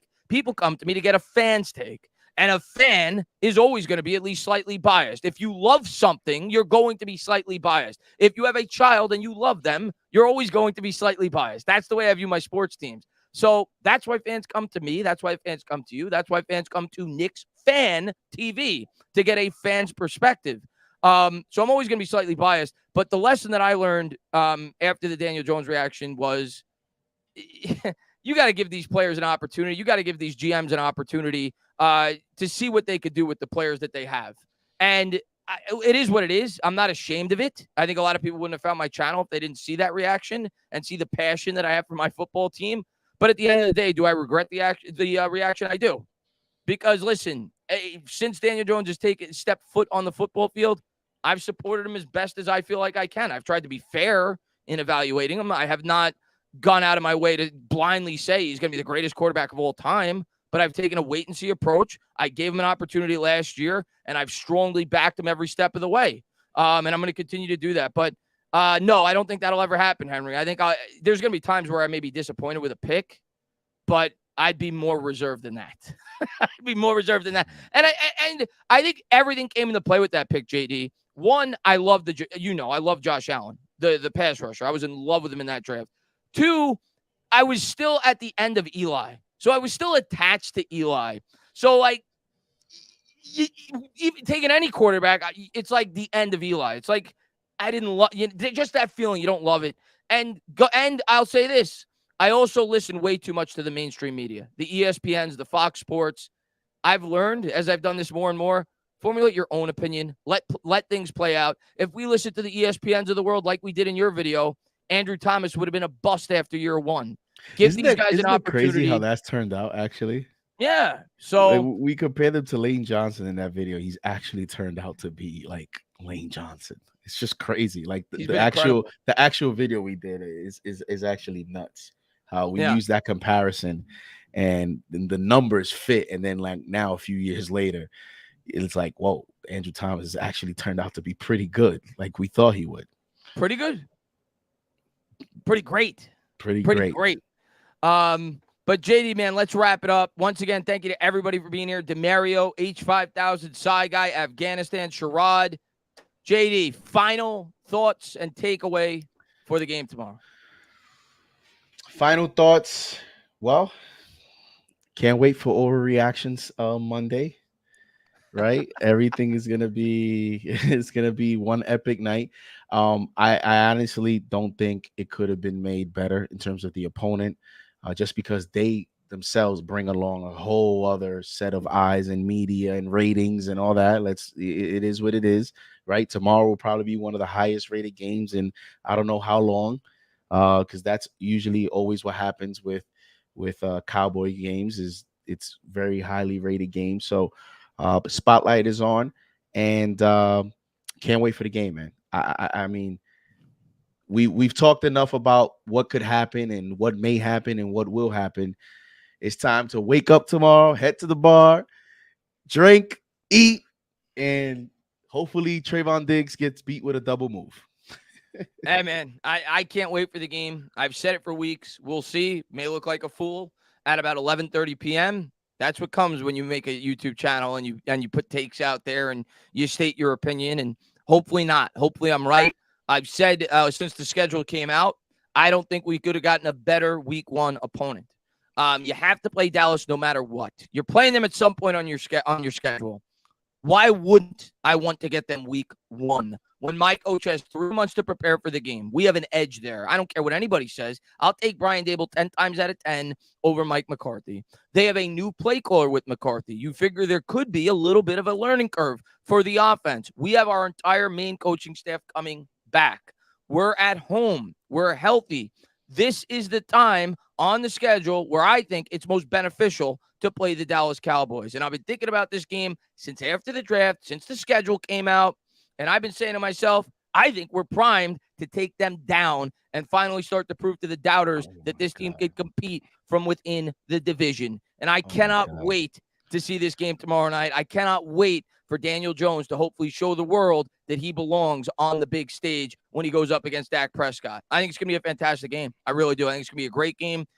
No matter what, it's going to be fun. I think I'm going to lose half my hair tomorrow night because already going in, this is going to be a 3-score game, 4-point game rather, 3-point game. It's going to be within 1 score. You already know it. We're not blowing them out. The Giants never make it easy. So it's going to be close. But in the end, I think we got the better coach, and I think we're going to come out on top. Let's do it. I can't wait, man. I hope the weather doesn't get too crazy. And let's go Giants. Let's go. Thank you guys. And by the way, I want us to win because I want to see Mark Holmes' face. During our 2.5-hour stream, he probably uploaded 8 videos. So I can't wait because Mark Holmes talks so much trash. JD, I often say to myself all the time, Mark Holmes is the Truman Show of YouTube. Well, you've seen Truman Show, obviously, right? You know the reference. Yeah. Why isn't he just live 24 hours a day? I am shocked at this point that we have not seen Mark Holmes make a video on the toilet bowl because he's done it everywhere else. So, like, he should just have the Truman Show. It should be a 24-hour live reality channel.